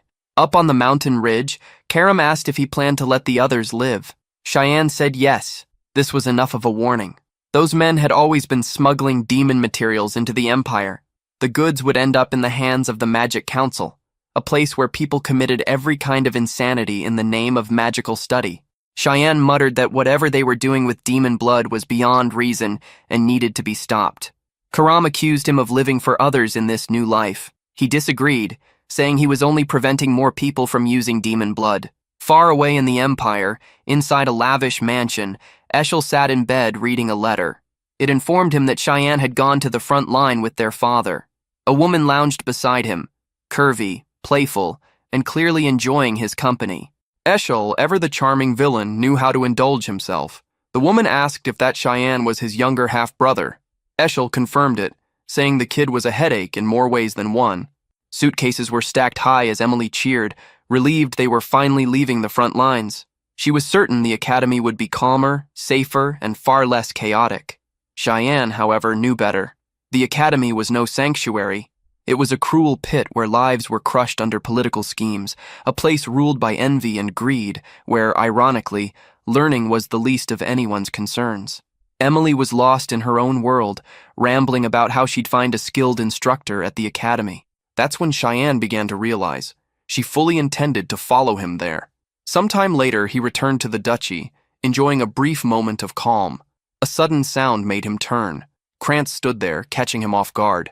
The others asked what he was doing around, but before Cheyenne could greet him, the boy had already bolted. Karam's voice echoed in his head, asking who that idiot was. Cheyenne answered it was Krantz, but added that he didn't care. Karam scoffed that his brother was the complete opposite, and Cheyenne replied that didn't make sense. His true opposite was someone else. He opened the door and stepped back into the mansion. This time, every servant greeted him politely. He remembered how they used to ignore him before, but now their courtesy felt hollow, most likely his father's influence. Still, hard work had changed much over the past year. As he reached for the next door, a wave of familiar energy brushed against him. He already knew who it belonged to. His irritation rose as he turned the handle slowly, certain only one person could be waiting on the other side. Eshel stood there, saying it had been a long time. Cheyenne clenched his jaw, fighting to keep his composure. When he didn't respond, Eshel teased him, asking if he'd forgotten his own brother. Cheyenne tried to keep calm, but his eyes were already burning red. He couldn't, not with him standing there. A dagger materialized in his hand, his intent clear. He would kill him now. But Karam intervened, gripping his wrist and warning him that if he didn't control himself, he'd get his skull smashed before he could act. Besides, killing Eshel now would be far too easy, and not nearly as satisfying. Cheyenne exhaled, forcing the rage down, and greeted his older brother. Eshel smiled faintly and asked if he remembered him. Cheyenne replied that it was impossible to forget a brother's face. Eshel reached out, patting his head as if he were a child, saying he was glad, relieved even, that his little brother still remembered him. He added that he'd heard about Cheyenne's drastic improvement in fencing, claiming he'd soon be a great help to House Vert, especially on the battlefield, where he would fight alongside his brother. Cheyenne agreed calmly, saying he was eager to do just that. Eshel's eyes lingered on him, pleased by the answer. He said the only reason he had come here was to find his little brother. Cheyenne knew exactly what that meant. Eshel never sought out anyone who wasn't useful to him. The moment he realized his brother was only here out of self-interest, Cheyenne's tension eased. Smiling faintly, he said he too had wanted to see his brother again. Emily staggered down the hall, dragging the suitcases with both hands. Exhaustion weighed on her as she dropped them with a loud thud, complaining that the trip had been way too much. She yelled toward the door, demanding how he dared leave all the luggage for her to handle alone, then froze when Eshel appeared right in front of her. He smiled calmly, mentioning he'd heard they were quite close, and told her to keep working hard for Cian. After that, both men left, offering polite thanks, leaving Emily still standing there, pale and speechless. When she recovered, she shouted after Cian, saying she nearly died of fright because he hadn't warned her that Eshel was there. Cian didn't answer. He just told her to step out for a while. When she asked why, his cold stare silenced her. He said it wouldn't happen again. The look on his face startled her. It was something she had never seen before. Moments later, Cian stumbled into the bathroom and leaned over the toilet, vomiting. Dizzy, he asked Karam why she had stopped him earlier. She answered that he should be thanking her. He insisted that it had been the perfect moment. If he had failed, she would have simply taken over his body anyway. Karam told him that the deeper his hatred grew, the stronger it made her. He smirked faintly, saying that was just like her. Meanwhile, a man approached Eshel's chamber door and asked permission to enter. Eshel allowed it, and the man reported that he had confirmed the location of the second young lady. Eshel asked where, and the man explained that she was living on the northern continent, within the elf lands of Pruena. A small smile crossed Eshel's face. He remarked that it was remarkable how she managed to blend even among those she once despised, a sign of how strong her affinity truly was. He ordered the man to report immediately if she showed any intention of returning to the Empire. The man hesitated, then asked if something had happened to change Eshel's mood. Eshel questioned why he thought that, and the man explained that his aura felt far brighter than usual, as if he'd just experienced something exhilarating. Eshel admitted that incredible might be the right word, but at the moment, he was actually furious. The servant froze in fear, stammering out an apology. Eshel's expression darkened. He had studied Cian's gaze earlier. It wasn't the look of a nervous boy. It was the stare of someone who had just seen his enemy. Something was definitely off about that kid. He decided he'd have to keep a close watch. The subordinate nodded quickly, saying he'd assign someone to monitor Cian's every move. Eshel turned toward the window, replaying that moment in his mind, wondering what his brother was hiding. Outside, several carriages were gathered in front of the mansion.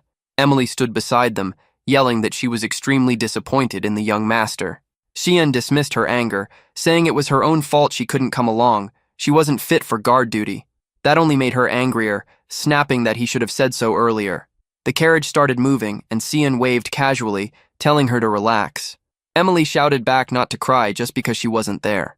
He made a goofy face, pretending to agree, which only made her freeze in disbelief that he was actually leaving like that. Emily screamed after him, her voice cracking as she told him that even if the others mocked or beat him, he should never lose heart. From a distance, she kept yelling for him to come back safely. Inside the carriage, memories surfaced. When he was 8, he had fallen ill with a high fever that left him unconscious. No one in the mansion had cared enough to tend to him, except Emily. She had carried him on her back through the rain, searching desperately for help.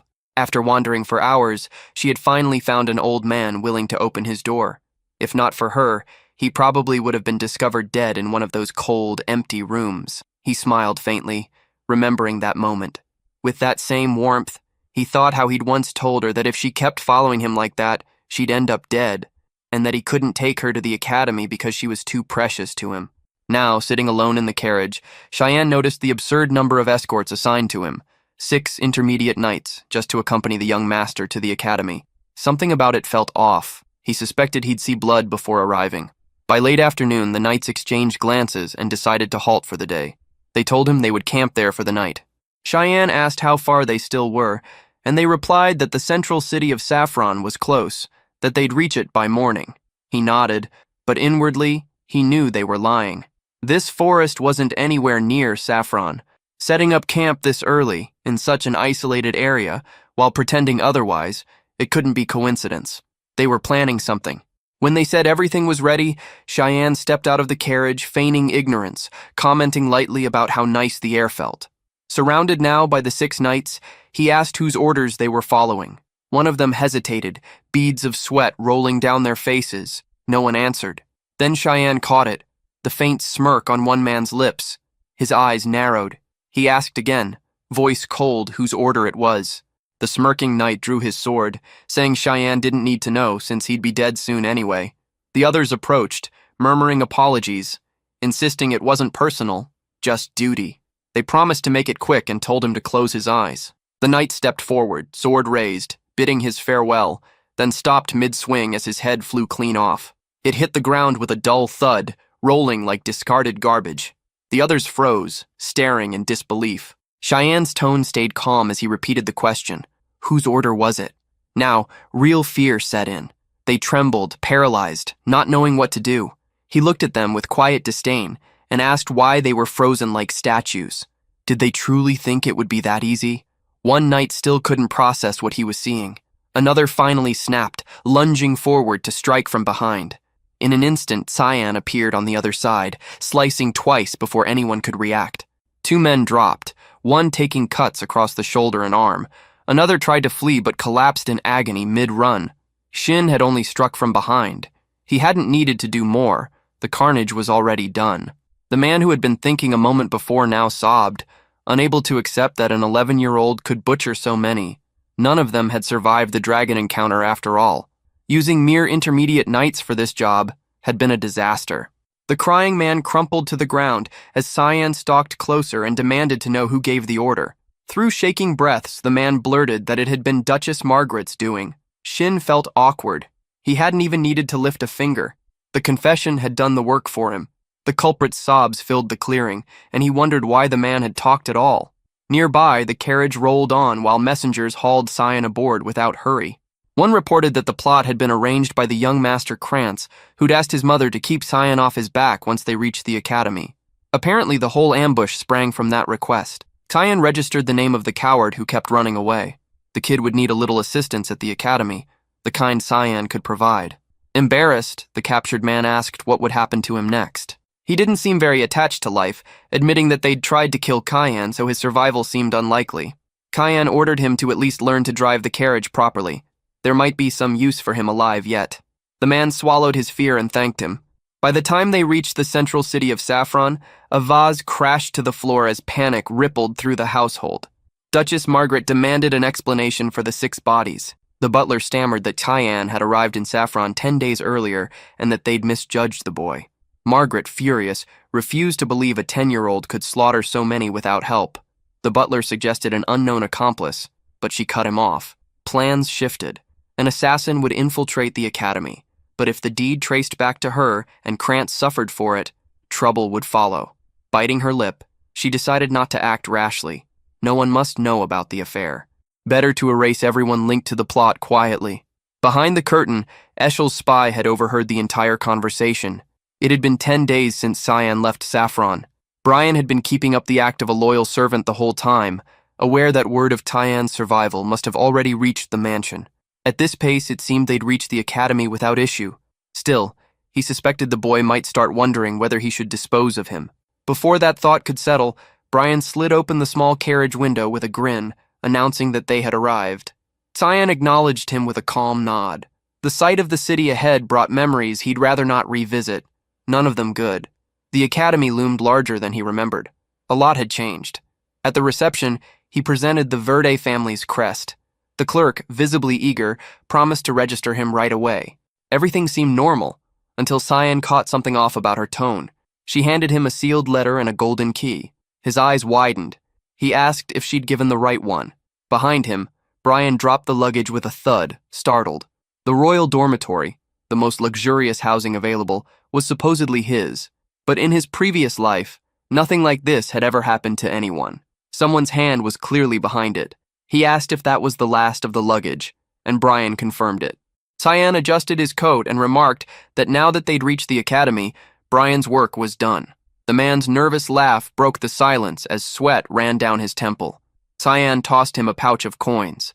Brian blinked in confusion, asking what that was for. Cyan told him it should be enough to start over somewhere far away, and warned him not to return to the mansion unless he wanted to die. Brian froze, speechless. Then suddenly he dropped to one knee, declaring that he, Brian Kendrick, a once official knight, wished to serve young Master Cyan for the rest of his life. Cyan asked if he was truly a knight. Brian admitted he was, though not a skilled one, more of a helper.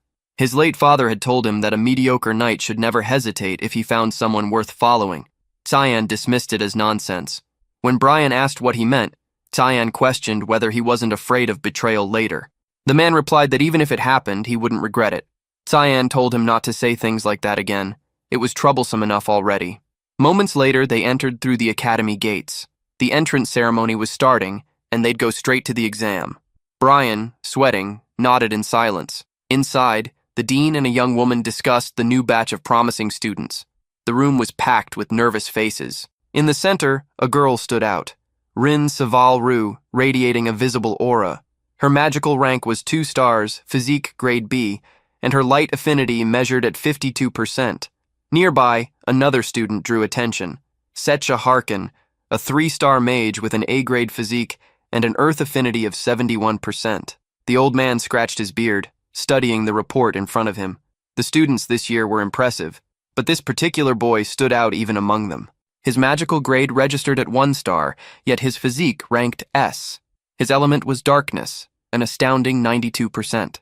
Across the table, the academy instructor, Sirikan Negriti, commented that even Elise Vert, the so-called daughter of God, possessed only an 88% water element. The old man found that amusing. The one everyone believed to be born with untouchable talent had been surpassed by her own brother. The man speaking was none other than the Academy's chancellor, Kundal Quizzle. Still, Sirikan raised a concern. His element was darkness. The chancellor reminded her that such an affinity was rare and dangerous. Many who bore it never managed to control or awaken it, letting their gift rot away. Yet he added that Sheen had been granted a royal dormitory. Sirikan confirmed she'd already heard about it from other instructors, and the chancellor explained it had come directly from the emperor. Apparently, the boy had saved Princess Erin on the demon beast front lines. Rumor had it the emperor was even considering marriage between the two.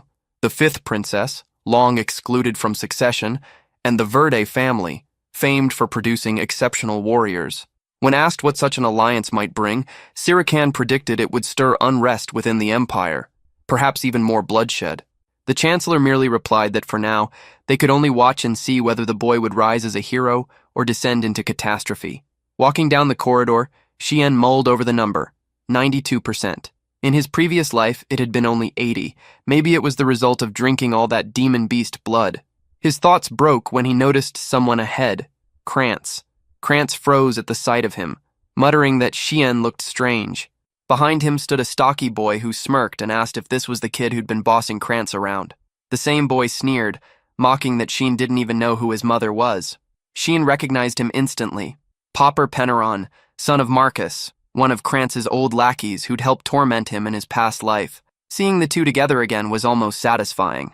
Popper shoved Krantz aside, saying the kid needed to be crushed. Krantz panicked, begging him not to, but before he could finish, a fist slammed into his face, sending him crashing against the wall. While Krantz groaned, Sheen crouched beside him, asking if he wanted to talk about a few things. Hesitant and trembling, Krantz agreed. Sweat poured down his face as Sheen rested a hand on his shoulder.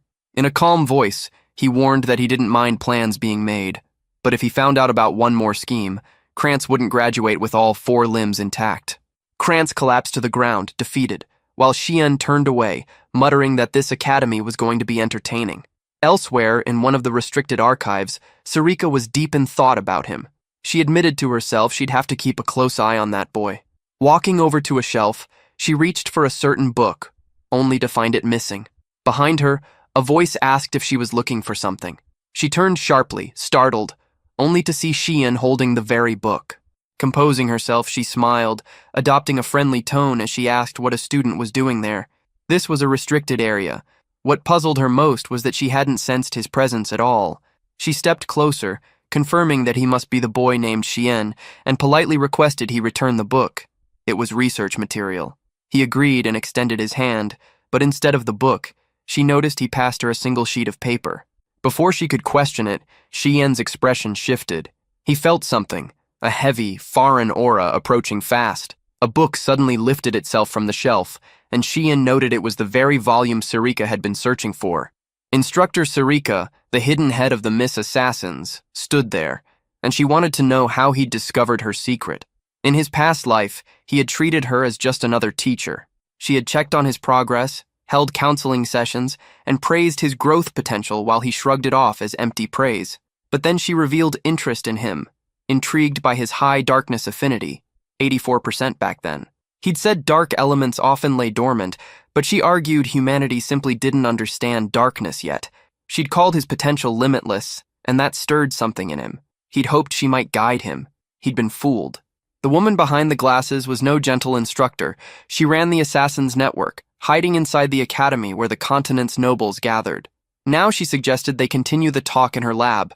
Shien froze. She seemed calmer than expected. The lab looked the same, until he nearly sipped coffee and realized she'd laced it with a toxin. That explained her composure. Something meant to melt organs, she admitted coolly. Shien scoffed inwardly. After surviving Emily's cooking, nothing could poison him. He asked for something stronger next time. She said it was time for serious talk. She wanted to know how he learned her true role, that he knew where secret commands hid in the unread books. Did he plan to confess that he was part of the mist before she exposed him? Xian refused to prove anything. She accused him of getting cocky because of his affinity, and he replied that nobles were dropping dead. Surely a purge would start soon.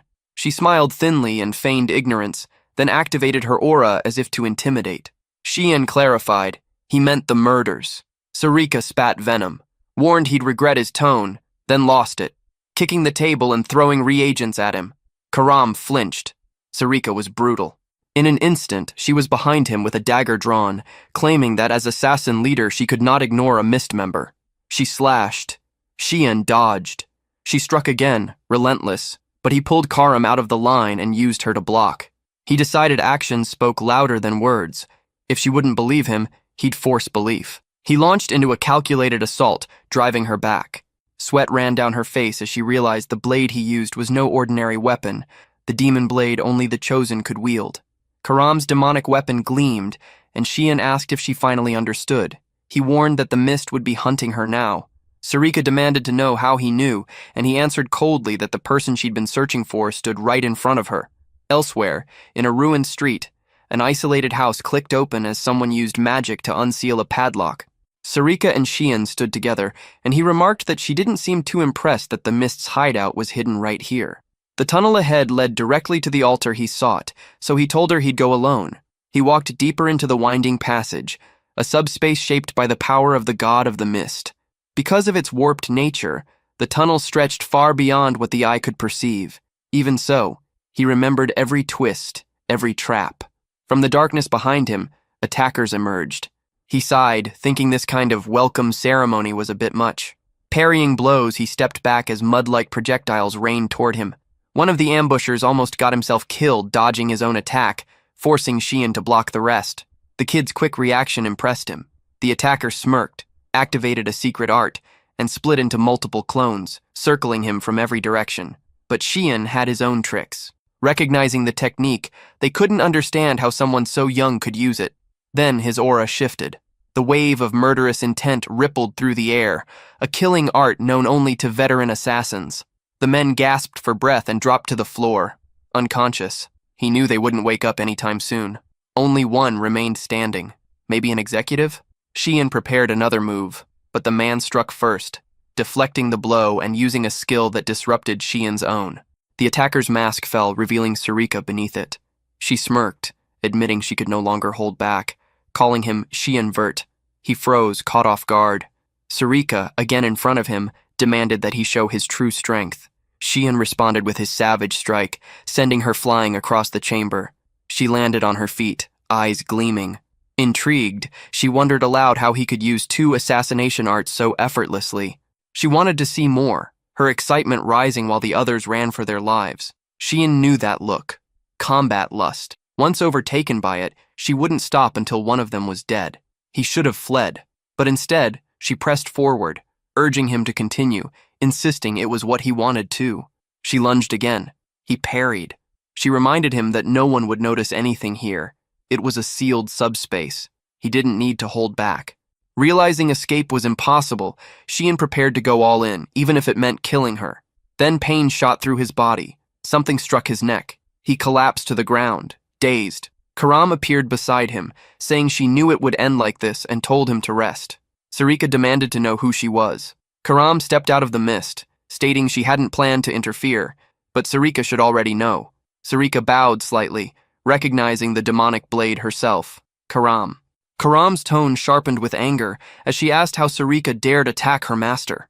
Sarika replied that the whole ordeal had been a test, to confirm his identity. Karam snapped back that she could have just contacted God instead of staging this mess. If Sarika wanted to handle things this way, then Karam decided to treat it as a challenge. Sarika, however, reminded her to worry about the heir first. Karam froze the moment she looked down and saw the boy unconscious and bleeding on the ground. Sarika explained that Karam's materialization was unstable. She was draining every bit of Xian's life energy just by staying manifested. Karam grabbed him by the collar, furious that someone who had consumed so much blood could still be this weak. Sarika calmly added that, as the leader of the mist, she would never refuse a proper battle. If Karam wanted to challenge her, then she had no choice but to accept.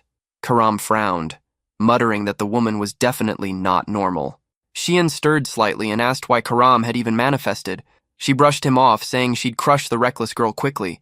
Sarika's excitement only grew. She said it would be an honor to fight someone like Karam. The Blade Spirit warned her not to beg for mercy later, and Sarika simply smiled, claiming she looked forward to it. Before either could make the first move, a voice echoed through the corridor, firm and commanding. It told them both to stop. Everyone froze when they recognized it. The voice of Lord Air. A portal opened in front of them, swirling with black mist, and the command came again. The heir must be sent to the altar immediately. Sarika obeyed without hesitation. Xian, regaining his focus, felt a surge of anticipation. At last, he would meet the one called the God of Darkness, Air himself. Many across the world called the God of the Mist a vile being, one who killed as casually as others ate, masking his atrocities as divine justice. Yet, in his mind, those deaths were acts of righteousness. By dying, the wicked were purified. To most, his reasoning was madness, the logic of a lunatic pretending to protect the powerless. Xian stepped through the portal and emerged before a massive staircase leading to a shadowed throne. From above, a voice asked if he knew who stood before him. Xian answered that it was obvious. Air, the god of the black mist. The being regarded him in silence, then asked if he was Xian Vert, and what right he had to call himself the Air. Xian countered with a question of his own, asking if the god couldn't already sense the mist's power within him. Air explained there were two paths to becoming an heir. Either the mist stone was granted directly by him, or the stone itself chose its successor. Since he had never met Xian, it must have been the latter. The stone had vanished from the altar a year ago. What puzzled him was that Xian had not only awakened its power, but controlled it with unnatural skill for someone his age. Even his eyes looked too old for his body. That meant only one thing. Xian came from a timeline beyond his understanding. Xian found that curious, saying he had assumed the god knew everything. Air replied that if he sought an omnipotent being, he had come to the wrong place. He had long been stripped of his divine status. Xian had suspected as much. Still, Air frowned, noting how unusually easy all this felt. Xian asked what he meant, and the god admitted that he had simply been sitting here, waiting in silence, and now, his heir had finally appeared. Why was Xian doing all of this in his place? And worse, why had he brought something so unpleasant with him? The god of the mist could hardly believe that this boy, unsatisfied with wielding the demonic blade, would dare covet the sacred spear's power as well. Xian only smiled, claiming he had no interest in such a thing. If the artifact was never used, then it was nothing more than trash collecting dust. The god rose from his throne, calling the boy's attitude peculiar, but said the proper rituals still needed to be done. Raising his hand, he declared that Xian would now become the absolute creator, the heir who would inherit his power. Then he asked if Xian truly desired that title. In his previous life, Xian remembered answering that he wanted to live for his older brother. That had been pure foolishness. The god hadn't even cared for his answer back then. When Xian disappeared, the realm collapsed. He'd wondered whether they had ever wanted something from him at all. The god had said there were things far more important than misguided convictions. Now Xian realized the deity might have foreseen everything. He stepped closer, saying he no longer held any faith or ideals. The god looked puzzled, and Xian continued, saying he would use this power in the most selfish way possible, only for himself. The god told him that right and wrong existed only through personal judgment and asked if he wouldn't regret such a choice. He warned the boy to choose his words carefully, or he would strike him down right there. Xian simply replied that he didn't care about the consequences. He would obey no one's commands. Walking his own path was all that mattered. The god noted he seemed to have something planned and asked what it was, but Xian refused to answer. The deity dismissed it, saying the only task that mattered was to cleanse the names he would be given. Nothing else. Then, without warning, he appeared behind Karam, saying it was time for a little talk with his daughter. He tugged at her cheeks, teasing that she'd changed, that she had grown quite fond of her master. He tried to shower her with affection, laughing while Karam struggled to push him away. Furious, he continued trying to smother her with his so-called fatherly love while she called out desperately for Xian, who stood there pretending not to see a thing. The god leaned closer, ready to kiss her cheek, when suddenly a glowing pentagram flared between them.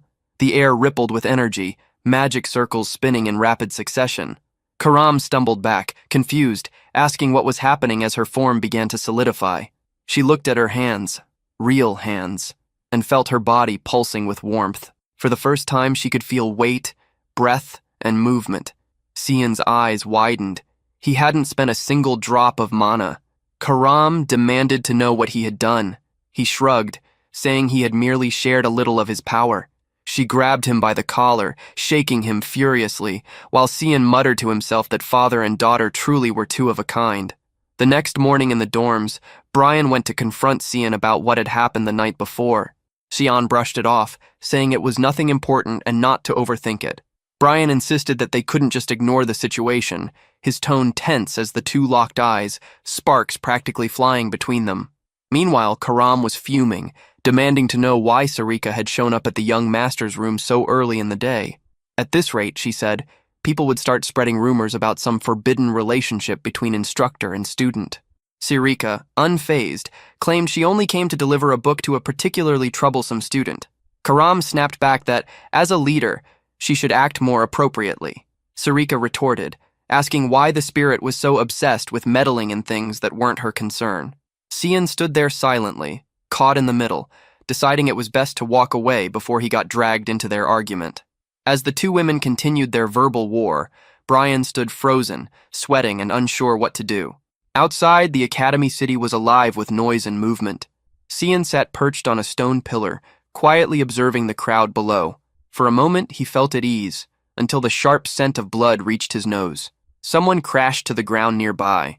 Sarika was sprawled out, coughing blood, her body twisted from the impact.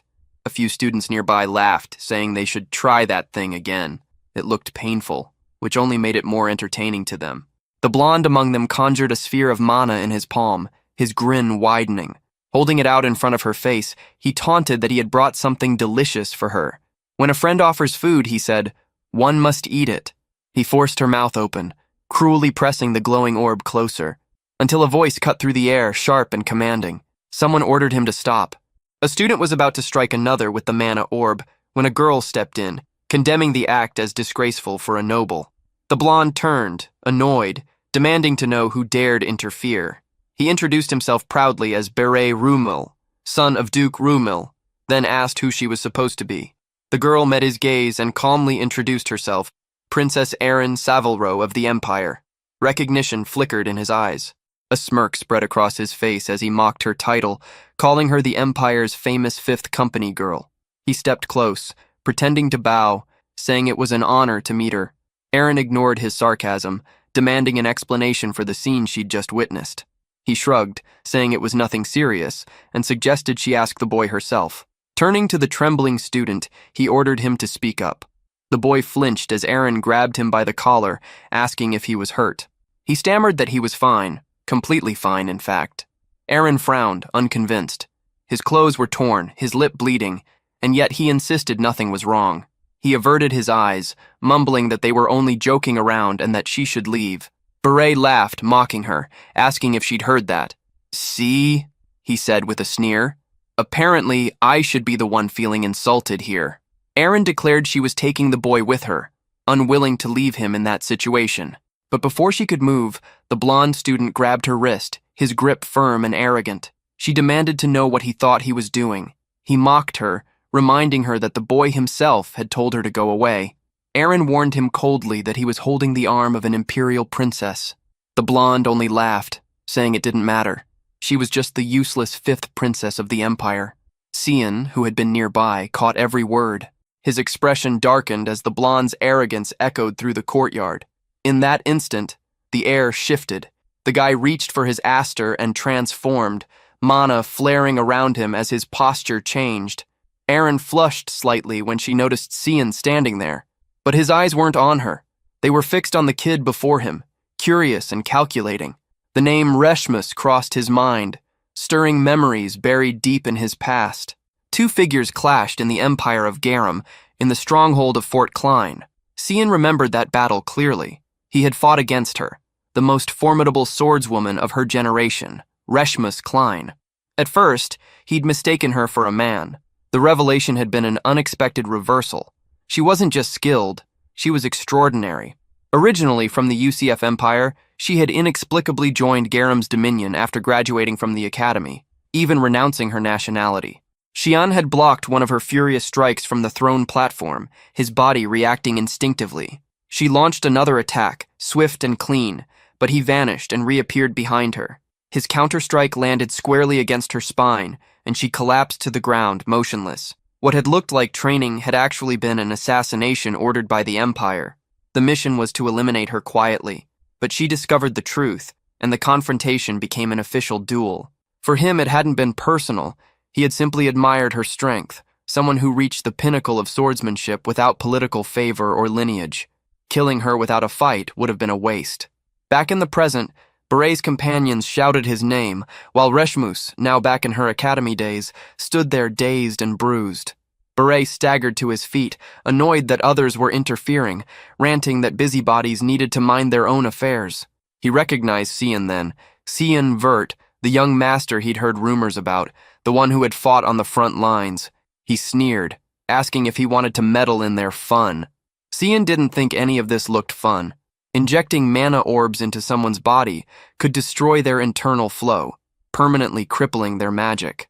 He asked if their game involved forcing mana orbs into people's mouths. A dark grin crossed his face as he summoned a massive orb of black energy, saying he'd join in too. Beret broke into a sweat as the sphere grew larger above Cian's hand. The boy asked mockingly why his mouth wasn't open yet, then casually lowered the enormous orb as if ready to shove it down the blonde's throat. Later, in the dorms, Reshmus lay beaten and bruised on the bed. Marin, sitting beside her, said they had already treated her wounds. She just needed to rest for a while. Reshmus thanked them quietly, saying she could never repay what they'd done for her. Erin, for some reason, felt a surge of pride, smiling as she said that their dear Cian had handled everything, so there was no need to worry anymore. Cian's gaze lingered on Reshmus, noticing the extent of her bruises. It was remarkable that she hadn't fainted despite so many fractures. She truly lived up to the title of the strongest swordsman. Then, out of nowhere, Reshmus asked if he knew her. She hesitated, cheeks slightly red, admitting that she had noticed him looking her way more than once. Cian explained that he had mistaken her for someone else and told her to forget about it, apologizing if he had made her uncomfortable. Erin stood to the side, listening carefully, her eyes darting between them. Reshmus brushed it off, saying it was fine, though a hint of embarrassment colored her voice. Suddenly, Erin asked where Reshmus was staying, and what she would do if those same bullies came after her again. Reshmus replied that she lived in the common dorms.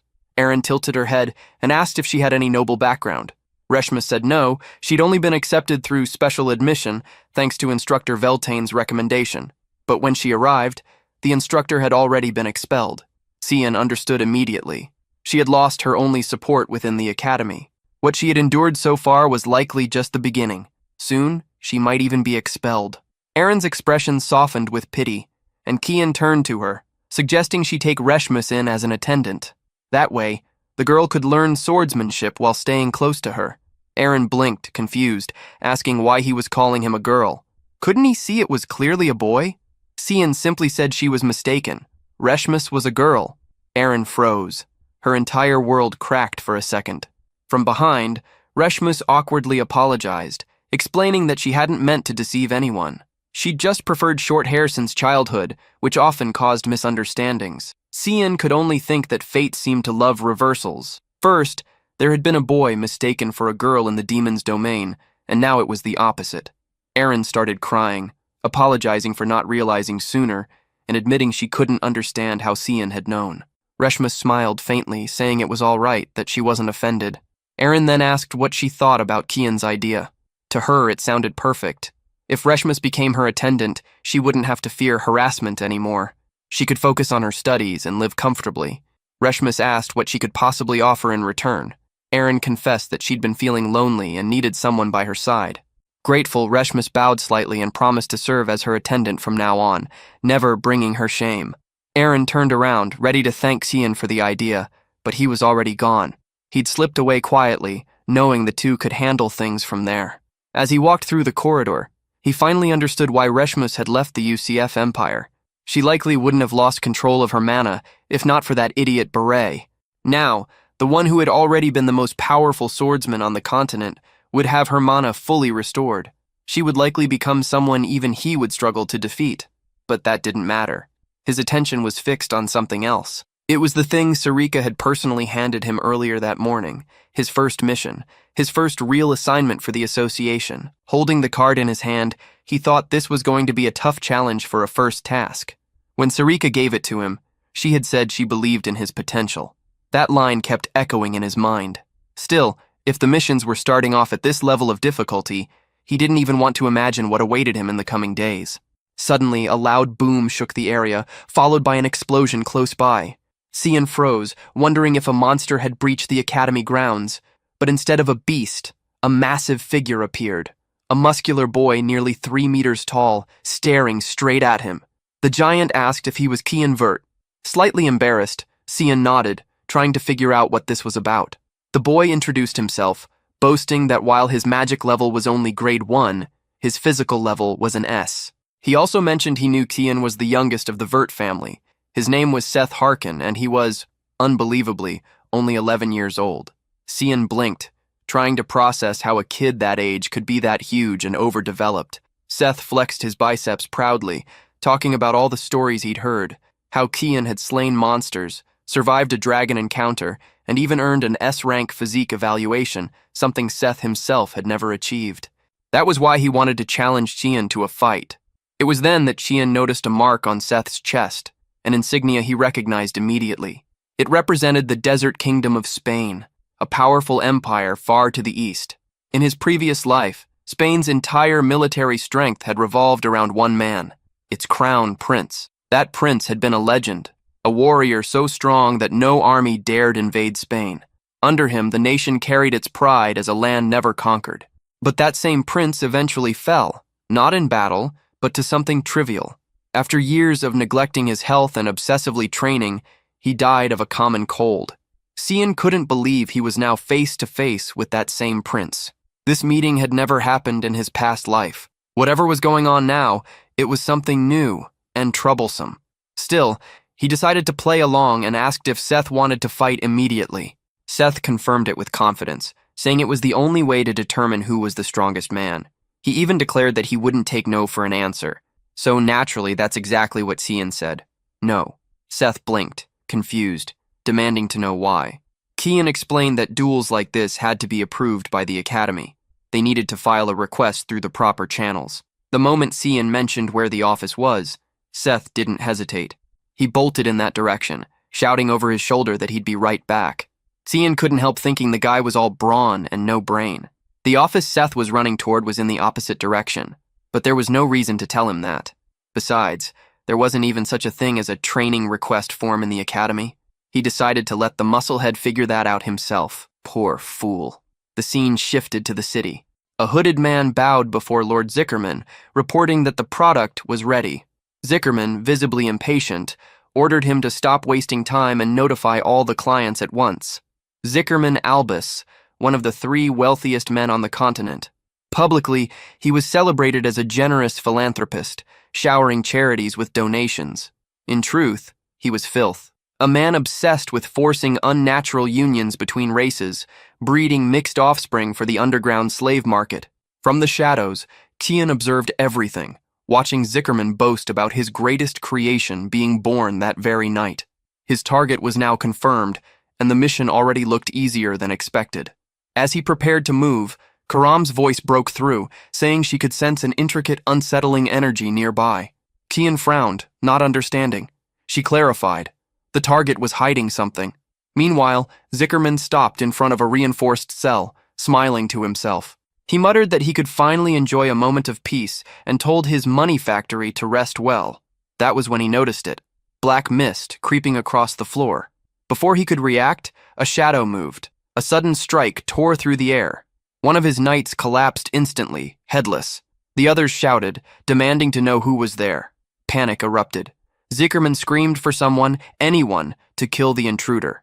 But Cian was already in motion. He closed the distance in a blur, delivering a crushing blow that sent the knight's sword flying. A quick slash behind the knee followed, and Karam's presence shimmered beside him, her blade pressing coldly against a throat. Before the man could even speak, he was already dead. There was no hesitation. Zickerman stumbled backward, trembling and shouting for reinforcements. Cian told him he'd see his knights soon enough, once he joined them. The tycoon had hired plenty of guards, but they were useless. Dragging himself across the floor, Zickerman stammered, offering money, begging for his life. Kian sliced through one of his hands without emotion, saying he had more than enough wealth already. The terrified man fell face first, clutching the bleeding stump. Kian called him by name, his tone cold. He declared that Zickerman would pay for the monstrous things he'd done, for the lives ruined, and for his hand in the slave market. That alone was enough reason to die. But feeling merciful, he granted the man 1 minute to repent and free himself from his sins. Zickerman sobbed, saying it didn't matter. If he was going to die anyway, what was the point? He tried to justify his crimes, claiming they were just trying to make a living, that the true villains were the buyers. Cian didn't flinch. He said the minute was over, and the man hadn't even tried to repent. With that, he activated the 8 stanzas of the Black Mist. A surge of dark energy enveloped the room as Kian unleashed a relentless series of strikes across Zickerman's back. The screams didn't last long. When it was done, he finally turned his attention to the surroundings. Approaching one of the inner chambers, he asked Karam if this was the place she had sensed. She confirmed it, saying she could feel 2 energies merged together. Kian sliced through the barrier and froze for a second, startled by what he saw inside. On the floor lay a girl clutching something tightly to her chest. A large egg. Her eyes were lifeless, her body already cold. Cian glanced at her and muttered that it was nothing special, just another corpse. But Karam urged him to look closer. In the girl's arms, resting against her still body, was a dragon egg. Later, back at the dorms, Yelkin's voice echoed in disbelief as he asked where Kian had gotten it. Kian brushed it off casually, saying he had just found it somewhere. Obviously, Yelkin didn't buy that. He snapped, demanding to know what kind of nonsense that was. Who just finds something like that? But Cian's thoughts were elsewhere. He was more concerned with the man who'd been trying to sell the egg. Why would anyone try to sell something so dangerous? And who was supposed to buy it? Where was it meant to be delivered? Yelkin then asked what they would do if the egg suddenly hatched, and turned out to be something deadly. Kian assured him there was no need to panic. A dragon egg was pure energy condensed into form. It needed very specific magical conditions to awaken. It wouldn't hatch unless constantly fed with the proper type of mana. No sooner had he said that than a sharp crack echoed through the room. Both turned toward the sound, eyes widening as a thin fracture crawled across the shell. Then another. The egg began to glow. Cian froze, realizing how badly he'd just messed up. A bright light burst from the cracks, filling the room. The shell broke apart, and out came not a monstrous dragon, but a small girl. Not what anyone expected. Yelkin practically lost his mind, shouting about what they were supposed to do now. But Kian's attention was on the child. She was clearly a hybrid, part human, part dragon.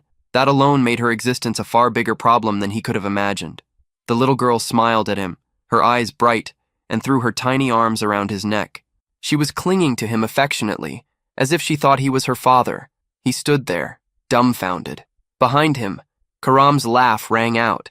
She found it ironic that an 11-year-old boy had just become a father. Kian shot her a glare and told her this was entirely her fault. His mind flashed back to when he first picked up the egg. He had hesitated, asking if it was really a good idea to take it. Karam had insisted, saying it was too dangerous to leave. It could fall into the wrong hands. He'd voiced his fear of it hatching, but she'd reassured him. A dragon egg couldn't hatch without a proper source of energy or its mother nearby. Now, in the present, she remarked that this just proved anything was possible. Kian demanded what that nonsense had been about an egg not hatching without a mother.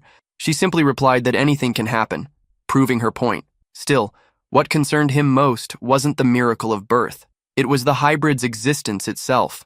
Half human, half dragon, something that shouldn't exist, something that could bring massive trouble if discovered. He knew what this meant. It wasn't just a problem, it was a disaster waiting to happen. The world they lived in was brutal and unforgiving, and there was no place in it for a creature like her. If anyone at the academy learned about her existence, the odds of her being erased to remove a potential threat were almost certain. Dragons, known for their arrogance and obsession with pure blood, would never tolerate such a being. The moment they discovered the child, they would come to destroy her. That thought made him question why he was even taking such a dangerous risk. If she was fated to live a life full of suffering, maybe it was kinder to end it now. Seelan's faint smile suggested agreement, believing that ending it might indeed be the best choice for the child. His hand moved to her neck, steady and cold.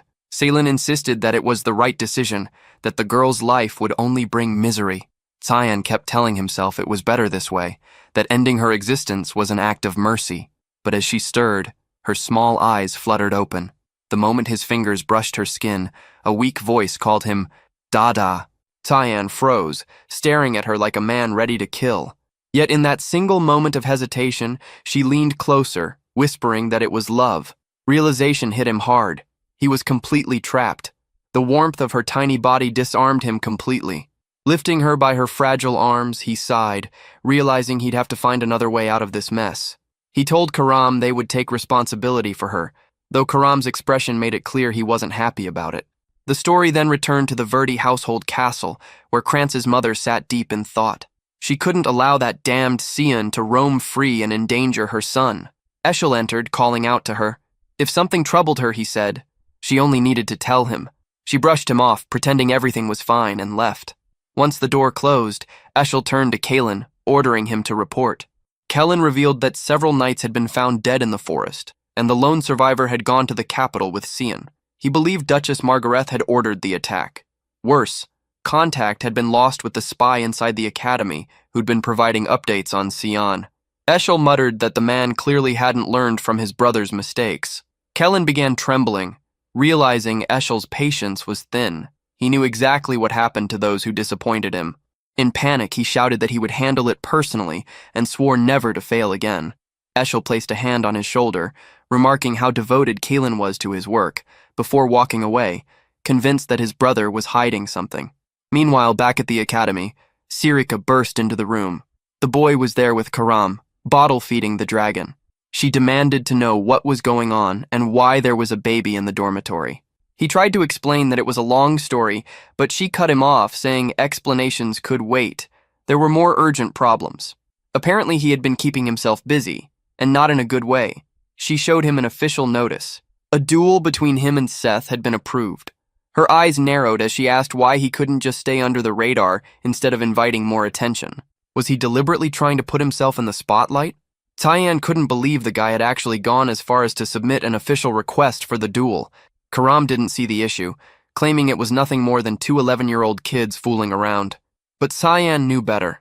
Seth wasn't just any ordinary child.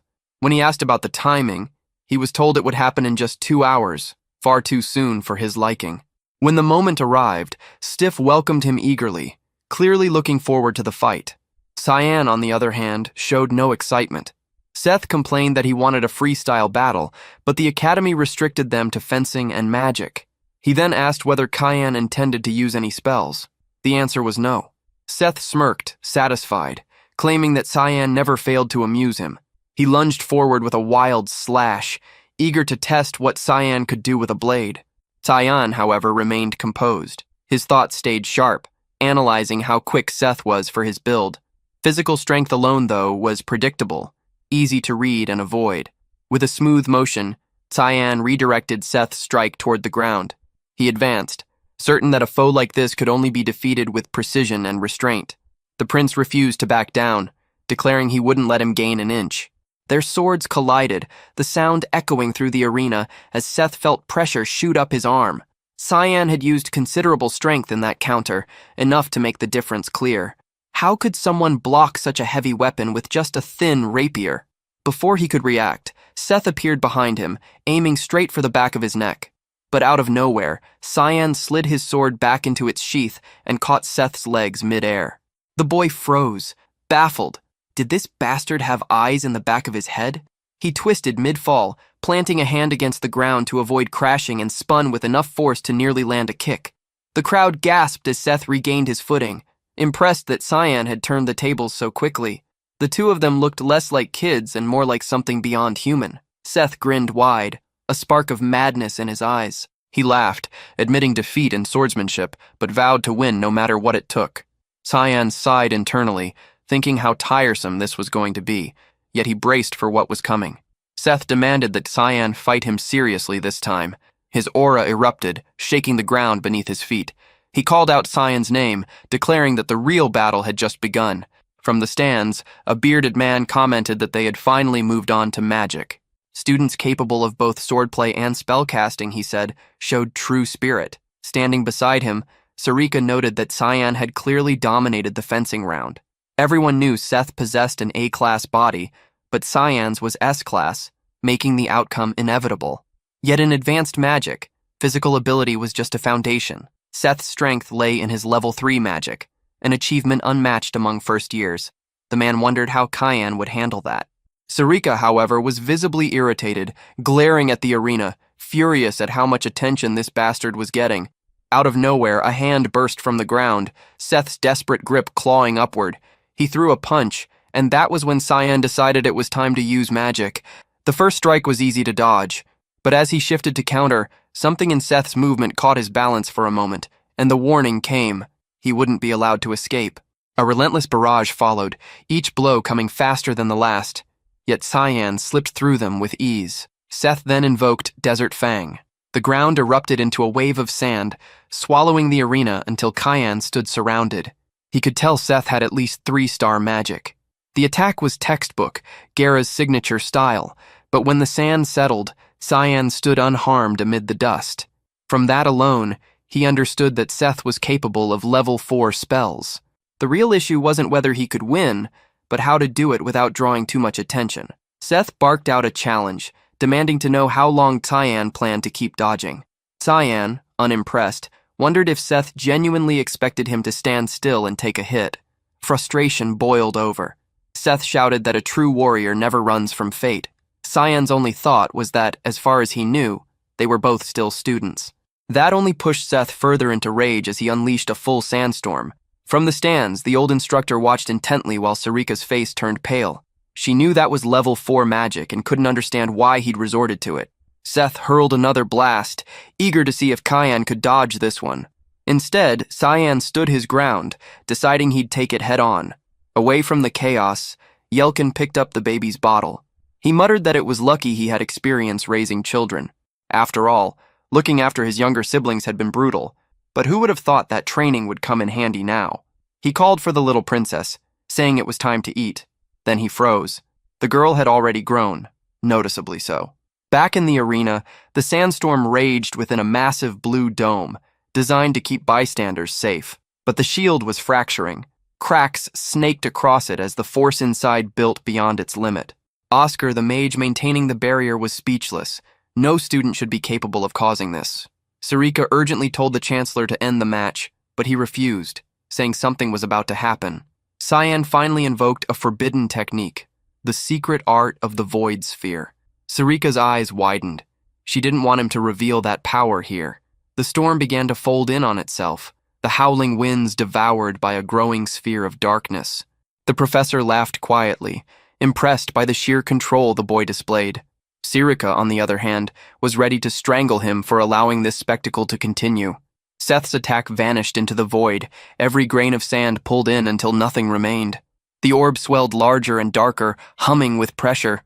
Then Cyan clenched his fist, and it all stopped. Seth froze, completely lost. The audience stared in confusion, whispering about where all that energy had gone, or what that black sphere even was. No one had an answer. Cyan turned his eyes toward Seth, asking if he still intended to continue. The boy was drained, every ounce of energy gone. He dropped to his knees, muttering that he couldn't believe he had lost. Defeated in fencing, defeated in magic. There was nothing left to say. In that moment, he was nothing but despair. Cyan couldn't help but feel a twinge of guilt for breaking the guy's spirit so thoroughly. But then Seth slammed his fist into the ground and muttered that it was fine. He had grown tired of beating weaklings anyway. This loss somehow reignited his drive to train harder. He stood, extended his hand, saying he looked forward to their next training session, and that Cyan would have no choice but to accept the challenge next time. Cyan's response was simple, not interested. The scene shifted. Cyan was now explaining how dragons matured far faster than other beings, but the rate was absurd. Overnight, the child had seemingly turned 6. The girl ran up to greet her father, cheerful as ever.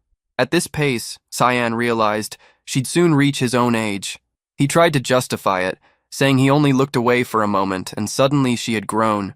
Manny, nearby, understood how difficult it would be to raise her in a place like this. Someone remarked that it was only a matter of time before she could no longer be hidden. That someone was Sarika. She offered to conceal the magic sword, but a dragon was an entirely different issue, especially one that kept drawing attention the way Cyan had today. Karam, sprawled on the couch, slept soundly, uninterested in the chaos around him. The others could only stare at the small dragon girl, stunned by how fast she was growing. How had she gotten so big while he was out fighting? Sarika crossed her arms, saying she had suspected Cyan was up to something. Still, bringing home a creature like that was on another level of stupidity. He told her not to worry. Yelkin had agreed to take care of the girl. Besides, the house was protected by a barrier, meaning both Sarika and Karam were safe from detection. Sarika handed him a letter, warning that this peace would last only if he stopped causing problems. Cyan glanced at the seal and muttered that it was a lousy reward for winning a duel. Without responding, Sarika left the room, telling him to stay out of trouble before he angered the wrong person. Yelkin asked what the letter said, and Cyan replied that it was a warning. Apparently, the academy was threatening expulsion for misconduct. The little dragon girl panicked, saying that if her father were expelled, they'd all end up living on the streets. Cyan stared at her, baffled at how she had learned to talk like that so quickly. He patted her head and told her not to worry for now. Yelkin cautioned that returning home under these circumstances would be dangerous, but Cyan brushed it off, claiming it was just a minor competition. He'd already noticed something unusual. The letter came straight from the chancellor, not the administration. That meant the man wanted to meet him personally. Whether this took place in the past or not was uncertain, but the next words were clear. The chancellor asked if he truly wished to join the Order of Light. Cyan accepted the statement without resistance, though the man immediately remarked that such a path didn't seem to suit him. Reading the look on the boy's face, he concluded Cyan already knew that truth deep down. Sveik, after a moment's silence, decided to offer a piece of advice, one he told Cyan to remember well. There would be no gain in joining the Order of Light, he warned. Only misery or something far worse awaited those who did. One thing was certain. It wasn't worth it. That was the life of a puppet. Nothing more. Those words belonged to a conversation Cyan once had with the old man in his previous life, back when he had been summoned there before. Remembering that, he couldn't help but wonder what kind of curse the old man would try to throw at him this time. Yelkin broke the silence, commenting that the child deserved a proper name. They couldn't just keep calling her Little One. Cyan casually replied with a simple name, Nana. Yelkin was about to suggest something more thoughtful, but the girl interrupted, saying she liked it. She found it amusing that the name read the same backward and forward. On top of that, she announced that she was now Nana Verde. She spun around Cyan playfully, leaving him puzzled as to how she even knew his surname. The scene shifted to the chancellor's office, where the old man sat deep in thought, his expression heavy with irritation over Cyan Verde. He already knew the boy's potential was extraordinary, but what he had witnessed went beyond anything expected. A student who absorbed a rank 4 magic attack alone. That kind of power demanded fear. What unsettled him even more was that Cyan hadn't seemed to be trying. The chancellor wondered what this boy's true limits were. Cyan knew Campbell's reputation well. He had been the teacher of Emperor Dion and Princess Diana, one of the few remaining 9-star mages on the continent. After Diana's death, Campbell devoted himself to cultivating new talents within the Royal Academy. But what baffled Cyan was how someone like him, a man he remembered as a pacifist, ended up tangled in the Empire's political chaos in his previous life. He stopped, thinking it through, and came to the same conclusion as before. Campbell was still as manipulative as ever. Knocking lightly against the wall, Cyan felt the faint vibration of a barrier. Not just any barrier, but one crafted at the 9-star level. The old man had set it up intentionally, expecting Cyan's arrival.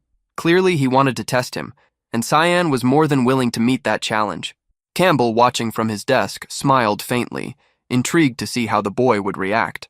Cyan muttered under his breath, accepting the situation, then suddenly leapt through the window.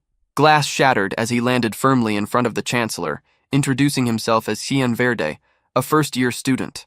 The old man chuckled, realizing the boy had chosen the most direct, predictable route, but he had to admit, it worked. He then asked if Cyan had received the formal warning about the duel. Cyan confirmed he had, but explained that the presence of the barrier had already made things clear. That so-called warning was nothing but a pretext to test him. Campbell nodded, admitting that was true. His method was standard, yet undeniably effective. Still, he wasn't going to withdraw the warning unless Cyan proved himself worthy. Cyan straightened his posture and asked calmly if he could pose a question. Cheyenne asked the man whether he valued the empire's prosperity more than his own family's honor. The old man stared at him in silence before responding that it was a daring question, but neither matter was any of Cheyenne's business. Cheyenne pressed further, asking what would happen if Emperor Dion and the third princess both showed ambition for the throne. Would the man remain neutral, doing nothing while they fought? The chancellor called such words not only bold, but dangerously reckless. As he listened, Cheyenne's mind drifted back to his previous life. This was the same man who had once told him he'd live as a puppet, and now he was no different. Back then, the chancellor had played a decisive role in helping Prince Luenel seize the throne, a prince notorious for his brutality and for slaughtering all his siblings. When the chancellor dared to question those murders, he was branded a traitor and thrown into prison. Cheyenne slammed his hand against the table, demanding to know why things turned out that way. The old man countered by asking if Cheyenne truly believed that the peace built over the last century could collapse so easily. He had thought the boy was bright, but now he saw nothing but ignorance. Ignoring the jab, Cheyenne listed the facts. The emperor's daughter and the second princess had already died from illness. The third and fourth princes were growing stronger and more influential. Empress Cassandra's faction was openly grasping for power and wouldn't stop until they controlled the empire. The so-called peace that held the land together was fragile, ready to shatter at any moment. And when that happened, even the academy would fall with it. The chancellor stared, astonished that an 11-year-old could outline the political state of the empire so clearly. He asked what Cheyenne's purpose was in saying all this. Cheyenne explained that he wanted to propose a deal, one that would bring peace to the chancellor's family and stability to the academy. All he wanted in return was for the warning against him to be revoked. The old man laughed, making Cheyenne feel mocked, but Cheyenne responded by summoning a magic circle. The chancellor raised a finger toward the ground, saying he'd crush Cheyenne's arrogance along with him.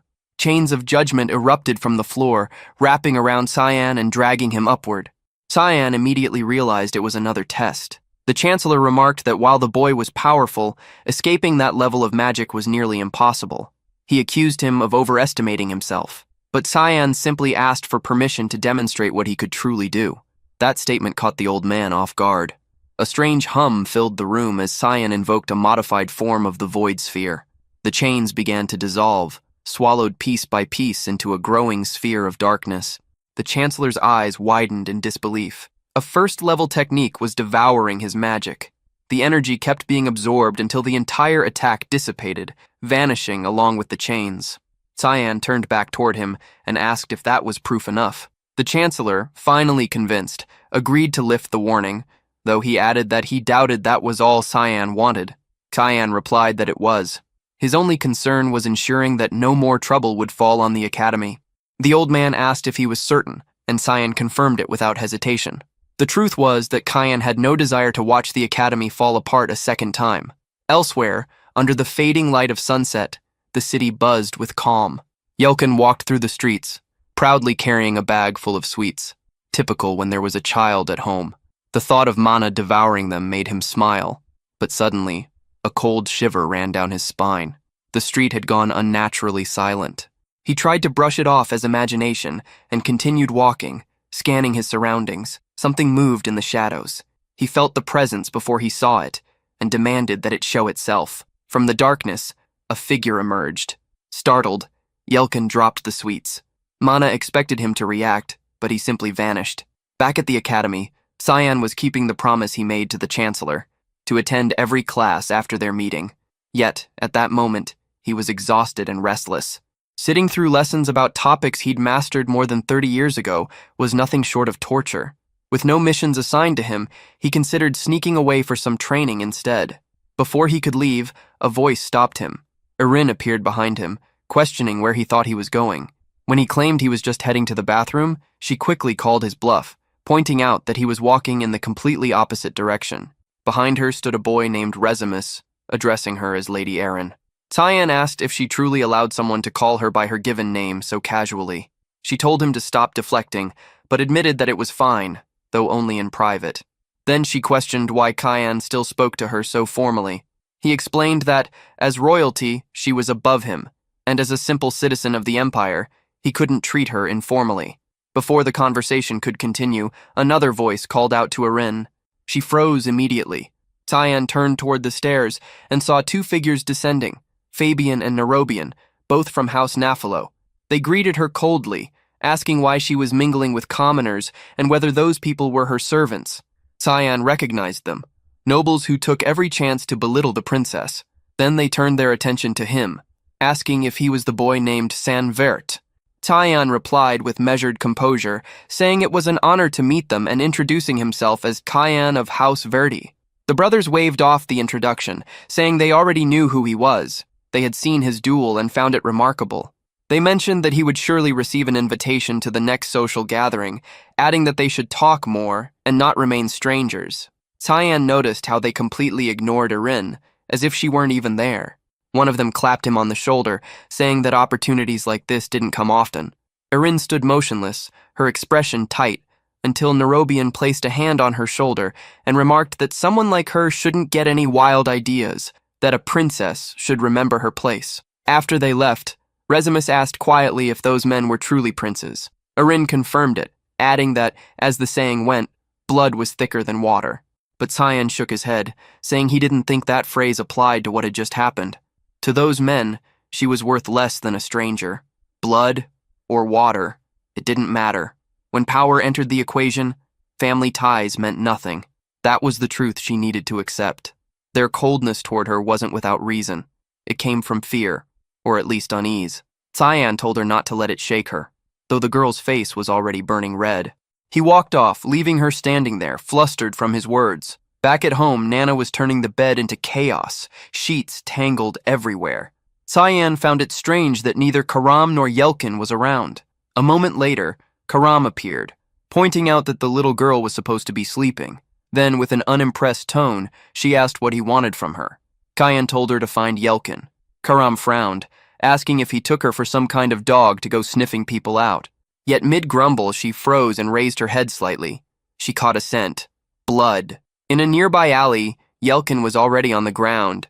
His attackers laughed while a blond man stepped forward, mocking him for not responding when called. Things had gotten messy now. They joked that he only had one job and still managed to screw it up. The blond one grinned, announcing that it was time to slice Yelkin up and send his remains as a gift to their master, payment for crossing Barrett Rumel.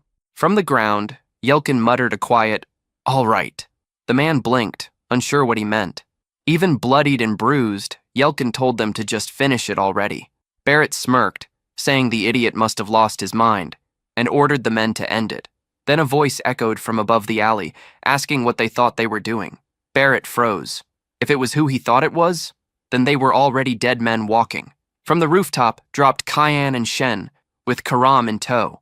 They had followed the trail here, and from the looks of it, Rumel's men were behind the attack. Yelkin looked up from the ground and saw Cyan. The boy's eyes darkened as he took in the scene. His friend was beaten to a pulp. Cyan muttered that they'd really done a number on his poor boy. Barrett, however, grinned. This was perfect. Cyan had walked right into his trap. Shen didn't look impressed. He muttered that he was curious to see what Barrett planned to do next. Then he moved. The eighth stance of the violent barrage exploded into motion. A strike to one man's neck, a flick to another's forehead, the alley erupted into chaos. Bodies flew in every direction, crashing against the walls. Barrett's confidence crumbled as he watched his hired thugs fall like leaves. None of them could even touch the kid. What kind of monster was this? He spat curses, swearing to kill Cyan Vert with his own hands. But before he could cast anything, Shen's knee drove into his gut, sending him crashing hard into the wall. The blond man slumped to the ground, gasping for air. Shen looked down at him, saying he hadn't changed at all, still picking on the weak for fun. Barrett wiped the blood from his mouth and sneered that what he did with his free time was none of Shen's concern. Barrett sneered through gritted teeth, asking if Cyan planned to kill him. Cyan's expression didn't change, but his mind drifted to the past.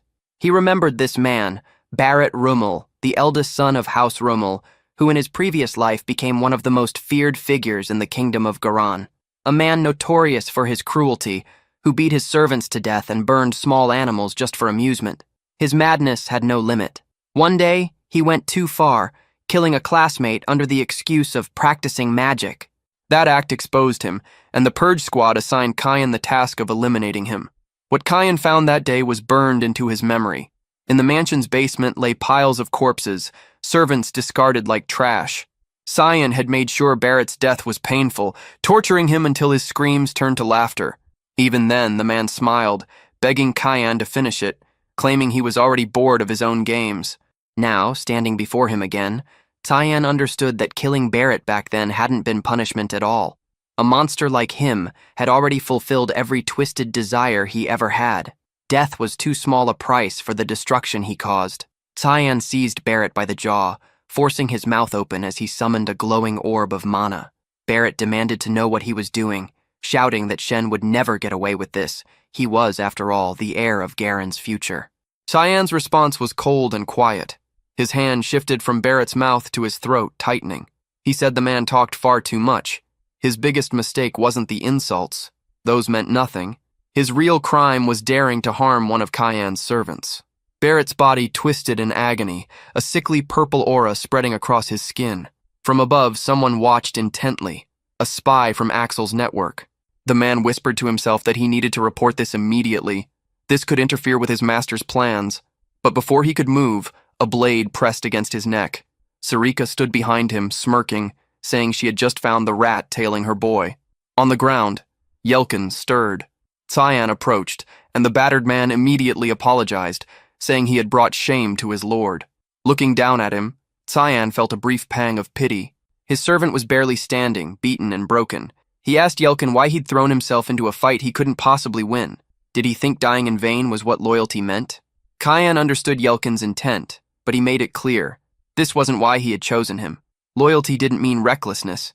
He hadn't saved Yelkin to watch him throw his life away. He ordered him never to do something so foolish again. Yelkin, trembling and ashamed, could only apologize once more. Then Cyan lifted his head and called out to the unseen figures nearby, telling their leader to reveal themselves. Moments later, a group of Purge Squad members stepped out of the shadows, asking if they had really been that obvious. Cyan replied that it was hard not to notice when so many people moved together. Sarika soon joined them, announcing that she had brought a special gift. She tossed a man to the ground. Kellen, the one who had been following Cyan for days. Cyan recognized him instantly. Sarika raised an eyebrow, surprised that Cyan already knew. He replied that he'd had a strong suspicion all along. She remarked that, as always, Cyan proved himself exceptionally capable. Not only was he far stronger than any other assassin from the Mist, but he had also managed to negotiate directly with the Chancellor. Beyond that, his mental strength allowed him to wield the magic sword without losing himself. He truly deserved the title of successor, if only he didn't keep stirring up trouble. Cyan replied that he understood her words, though he made one thing clear. He would never let himself be a victim. Anyone who dared to harm those close to him would be crushed without hesitation. Sarika took that as his way of saying he wanted her help to protect the people around him, and she said she understood. Before leaving, she added that she trusted his judgment, but reminded him not to forget to take care of that person. Once she was gone, Kellen nervously asked what Cyan intended to do with him, and whether he planned to kill him. Cyan answered that death was far too easy of a punishment. Desperation flashed across Kellen's face. He shouted that if Cyan thought he could make him talk, he was mistaken. But Cyan calmly said there was no need. He already knew Kellen served as Ishel's right hand. The man froze, completely thrown off. How could this boy possibly know that? But Cyan remembered him perfectly from his past life, always standing beside his brother, loyal to the end. He also remembered the bitter envy that had burned inside him watching them together during the wars. Still, Kellen was undeniably a problem. Killing him now would be the cleanest option, but that would immediately alert Eshel. No, he decided, it was better to use him instead, to turn this liability into a tool for his next move. Kellen, trembling, asked what he was doing. Cyan activated the psychic clone technique. A dense mist began to pour from Cyan's hands, seeping into Kellen's mouth, his eyes, his very mind. The scene shifted. A castle came into view, and inside, a man lunged at Erin with his sword raised. She blocked and countered, mocking that he'd have to do better. But in the blink of an eye, he vanished and reappeared behind her, pressing his blade to her neck, declaring victory. Erin sighed, telling him to drop the formalities and stop calling her Your Highness. She admitted defeat. She still couldn't match him. He apologized, calling her Your Highness again, and she told him to learn how to speak normally. Then, a loud impact echoed through the courtyard. Erin turned her head, saying someone was training intensely. Outside, Yelkin was taking blow after blow, one punch to the gut, a kick to the back of the knee, then being thrown across the ground. Cyan watched him and couldn't help but be impressed. For a man who was once just a worker, Yelkin could endure a surprising amount. His stamina was impressive. With the right guidance, he might actually become useful in the future. When Cyan asked if he was all right, Yelkin spat out blood and insisted he was fine. Cyan knew the training had to be harsh. At any moment, someone could attack him again, just like what happened with Barrett. Yelkin then mentioned Kellen, asking if he might become a problem later. Cyan assured him there was nothing to worry about. Kellen was on their side now. The story then jumped back to the moment when Cyan had absorbed that strange energy. Yelkin had been there, watching as the body collapsed to the ground. Cyan had thought to himself how exhausting it was. He hadn't performed that technique in ages. That ability, the Shadow Psyche, was a dark element spell ranked at level 9. The spell created a new shadow personality inside its target, granting Cyan complete control over them. Even in his previous life, he had only used it once. He turned to Kellen and ordered him to introduce himself. The man bowed slightly and stated that he was Kellen Dagos, a guardian from the Knight of Eli's. He explained that he had been sent to this city to observe Lord Cyan's movements. Cyan nodded, satisfied by the obedience in his tone, and asked who his master was. Kellen admitted that he had once served Lord Eshel, but now pledged his loyalty to Lord Cyan. Cyan accepted his submission without hesitation. Kellen's first assignment would be to return to Eshel and report everything according to Cyan's instructions. Kellen immediately agreed, swearing to follow the commands without question. His determination was almost unsettling, and Cyan couldn't help but find it eerie how flawlessly the spell had taken hold. Moments later, Erin appeared and asked if he was training with the knight. Cyan answered simply that he was. She mentioned that she had been practicing fencing with Resemblance ever since the recent incident. Cyan immediately knew what she meant. Everyone at the academy had heard about Barrett Rummel being found unconscious and beaten outside the infirmary. The worst part wasn't the beating itself, but the aftermath. Barrett couldn't speak about what had happened, and even worse, he had lost his ability to use magic altogether. Cyan expected Resemblance to be pleased by the news, but his reaction was strangely neutral, almost concerned. Their conversation was suddenly interrupted by a familiar voice calling his name from above. Both of them looked up. Nana was literally flying through the air, shouting for her dad. Cyan froze, wondering how this was even possible. He had left Karam in charge, and of course that lazy woman must have fallen asleep again. Erin grabbed Nana out of the air, demanding to know where this wild child had come from. The girl, however, just kept insisting that she had found her dad, pointing directly at Cyan. Erin's face twisted in shock, her mind racing as she tried to make sense of the situation. Since when, and with whom, had this happened? Cyan stood there like an idiot, scrambling for a way to explain himself. Time passed, and after a long and awkward talk, he finally managed to tell her everything. Erin sighed in relief when she learned the girl wasn't actually his biological daughter. Still, she admitted she hadn't expected Cyan to have such a soft side. Yelkin, on the other hand, was panicking. If anyone at the academy found out, they'd all be expelled. But Erin reassured him that she wouldn't tell a soul.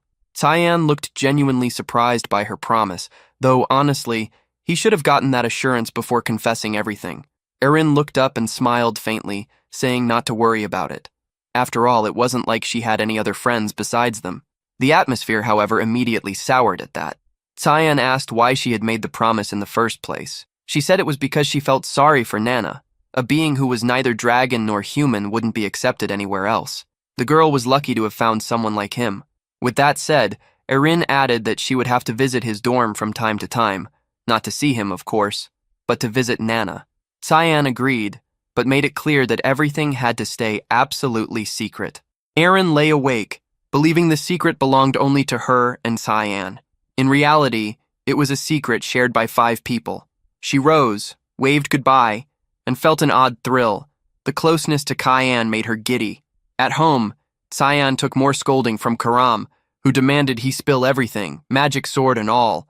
He told her to shut up, blaming her sleep for the mess. Dilkin suggested taking Nana out more often. Maybe the girl ran off because she'd been trapped inside too long. Cyan admitted it might be a decent idea. Above them, 2 winged figures flew, then paused as a white-haired man caught an odd scent and halted midair. The woman beside him addressed him as Lord Lucian. He noted a smell of weakness and realized they were nearing the Ruin Academy. They would delay their return. Something was nearby that shouldn't exist. On open ground close to Ruin, Dilkin warned Nana not to stray. The place was dangerous. Taiyan thought the outing had been smart. They were far from the academy. The secret felt safer, and Nana could enjoy fresh air. Karam ribbed him about playing house and joked about making the princess the mother. Suddenly the air chilled. Karam warned that something approached. Lucian called the presence abominable. Dilkin shouted for Nana and barely shielded her from a slicing beam. Seeing the children safe, Cyan ordered everyone to stay behind him. The newcomers landed, 2 dragons, superior and imposing. Lucian tracked the source of the stench and declared the existence of that thing revolting. The red-haired dragon, Catalina, wondered how such an abomination had formed and if Cyan owned this mixed-blood child, and how he came to wield a magic sword. Karam bristled at being treated like an object, but Catalina dismissed her as a mere human plaything. Hermia snapped back, daring Catalina to seek death, then moved to attack. Lucian stopped her. They had no pleasure in battling inferior beings. Still, they insisted the half-dragon child must be taken for study.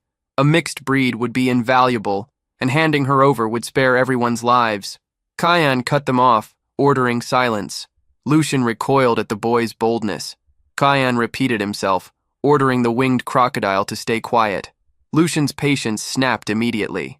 Energy gathered at his fingertips, nearly forming into a laser blast, until Yulkin shouted for Cyan to stand back, assuring him not to interfere. Still, there was no denying how terrifying Lucian's attack had been. Lucian snarled, cursing how irritating it was to deal with inferior creatures. Cyan drew his blade, activating the 9th stance of the black mist as the magic sword materialized in his hand. The sight of him, charred, drained, yet unwavering, was almost surreal. Both dragons instantly recognized the energy radiating from the sword. It was the power of the exiled. Lucian muttered that the day had been full of surprises, though in the end the boy was still just another inferior being. He didn't even finish his sentence before Cyan was already at his side, appearing out of nowhere. Lucian barely registered the blur before a storm of strikes tore through him, forcing him back. Shocked and furious, he shouted that the human was reckless and charged forward, swinging his sword in a horizontal slash. A shockwave burst from his palm, forming a massive magic circle above Cyan's head. Cyan didn't flinch. He took the impact head-on, then vanished in a swirl of dark smoke, reappearing right behind Lucian. A second wave of slashes erupted, forcing Catalina to intervene. Her flame barrier ignited, shielding her ally. Lucian barked for her not to interfere, insisting this was his fight, but Catalina calmly replied that there was nothing to fear. There was no way a human, who lived barely a century, could shatter a flame refined for over 1,000 years. That confidence vanished when Cyan invoked the 8 petals. His sword blurred, 8 rapid cuts colliding against the barrier. In seconds, it shattered like glass. Catalina barely had time to register what happened before Cyan's blade tore clean through her body. Her form disintegrated into ash. Cyan stood still, breathing heavily, the fury in his eyes burning brighter than her flames ever had. Lucian froze, unable to comprehend what had just happened. This thing, possessed power beyond reason. He demanded to know what Cyan truly was. No wielder of mere mist magic should have reached this level. When Cyan refused to answer, Lucian clenched his fists, declaring that he would treat him as a true opponent. A magic circle expanded beneath him as the air trembled. Cyan watched carefully. The man was activating polymorph. Wings burst from Lucian's back as scales rippled over his skin. The human shape dissolved into that of a colossal dragon. Razor eyes, vast wings, and scales that glowed like molten stone. He let out a deafening roar that shook the earth, but Cyan moved first. Leaping into the air, he muttered that this was the moment when Lucian was most exposed. He landed above the dragon's wings, the wind tearing around him. Lucian's pupils narrowed, realizing too late that the boy knew the precise weaknesses of the polymorph transformation. Cyan's blade drove straight into the dragon's forehead. Lucian's roar turned to panic. He called the act reckless, already thinking of retreat, but Cyan's smirk cut deeper than his sword. It was too late. Cyan unleashed the technique Giant Tree Root, driving it straight into Lucian's skull. A surge of black energy tore through the dragon's massive body, spreading like wildfire under his scales. Lucian's roar echoed across the sky before his body convulsed violently and crashed into silence. Sometime later, Yulkin called out for Cayenne, his voice echoing across the battlefield. When he caught sight of the scene, his face turned pale. He quickly covered Nana's eyes. Cyan had already butchered the dragon's carcass and was roasting its meat over an open flame. He muttered that dragon flesh was rare and valuable.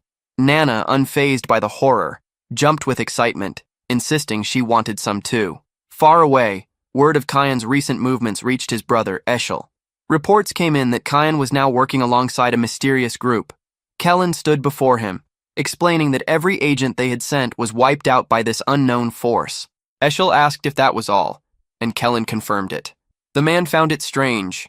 When Cyan had left, he had been anxious and unstable, yet now the reports described him as calm, confident, almost like a different person entirely. Eshel nodded, saying he understood, but added that he had one final question. His eyes locked on Kellen, and in that moment, Kellen realized his master had grown suspicious. He quickly placed a hand over his chest and murmured a short prayer. "May the grace of Lumendal be with me." Eshel smiled faintly, thanking him for his answer. He told Kellen not to worry, though his tone carried a warning. Be careful. Kellen left the chamber, knowing full well there was no turning back. Eshel's suspicion was growing. The least he could do now was make sure he didn't become a liability to Cyan. As he exited, he nearly collided with a maid in the corridor. Recognition flashed in his eyes. It was the girl who used to care for Cyan. Before he could speak, Eshel's voice called from behind, saying he had invited her. Kellen asked if her name was Emily, and she nodded nervously. Eshel smiled and said he only needed a small favor from her. The poor girl had no idea how dangerous that favor might be. Meanwhile, deep within the dragon's territory, the mood had shifted. Voices filled the chamber, questioning if it was true that Lucian and Catalina had vanished. Another confirmed that their energy signatures were gone, two powerful presences erased completely, leaving a gaping void in their ranks. The disappearance was impossible to ignore. The energy of two 8-star dragons didn't just fade away. Their soul stones were now empty, suggesting both had been slain. Scouts who flew over the area found nothing but scorched ground and faint traces of combat. One of the dragons asked how such a thing was possible, how someone could kill both of them and leave no trace of magic behind. The green crystal at the center of the chamber pulsed and spoke, explaining that this could only happen if the killer possessed the dark attribute. But that presented another problem.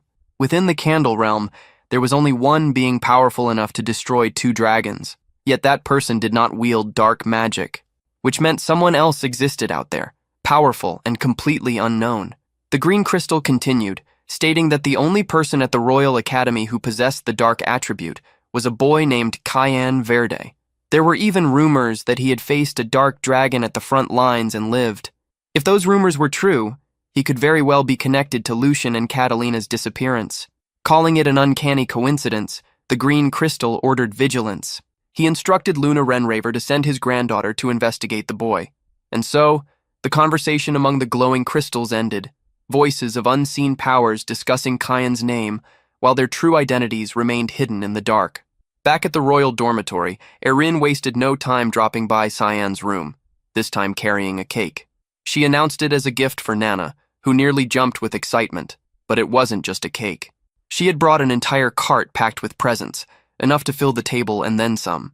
Cyan sat quietly as the two enjoyed themselves. For now, things were peaceful. Erin and Nana seemed to be getting along, and the atmosphere was light. Still, the calm wouldn't last. If dragons truly had the ability to sense Nana's presence, it was only a matter of time before they came again. He swore he wouldn't let anyone close to him be harmed. This life was his, and he would live it on his own terms, and when the time came, he would crush Eshel and everything connected to him. Across the table, Erin turned her head and noticed Cyan's faint smile. She asked what had him so amused. He said he'd just thought of something interesting.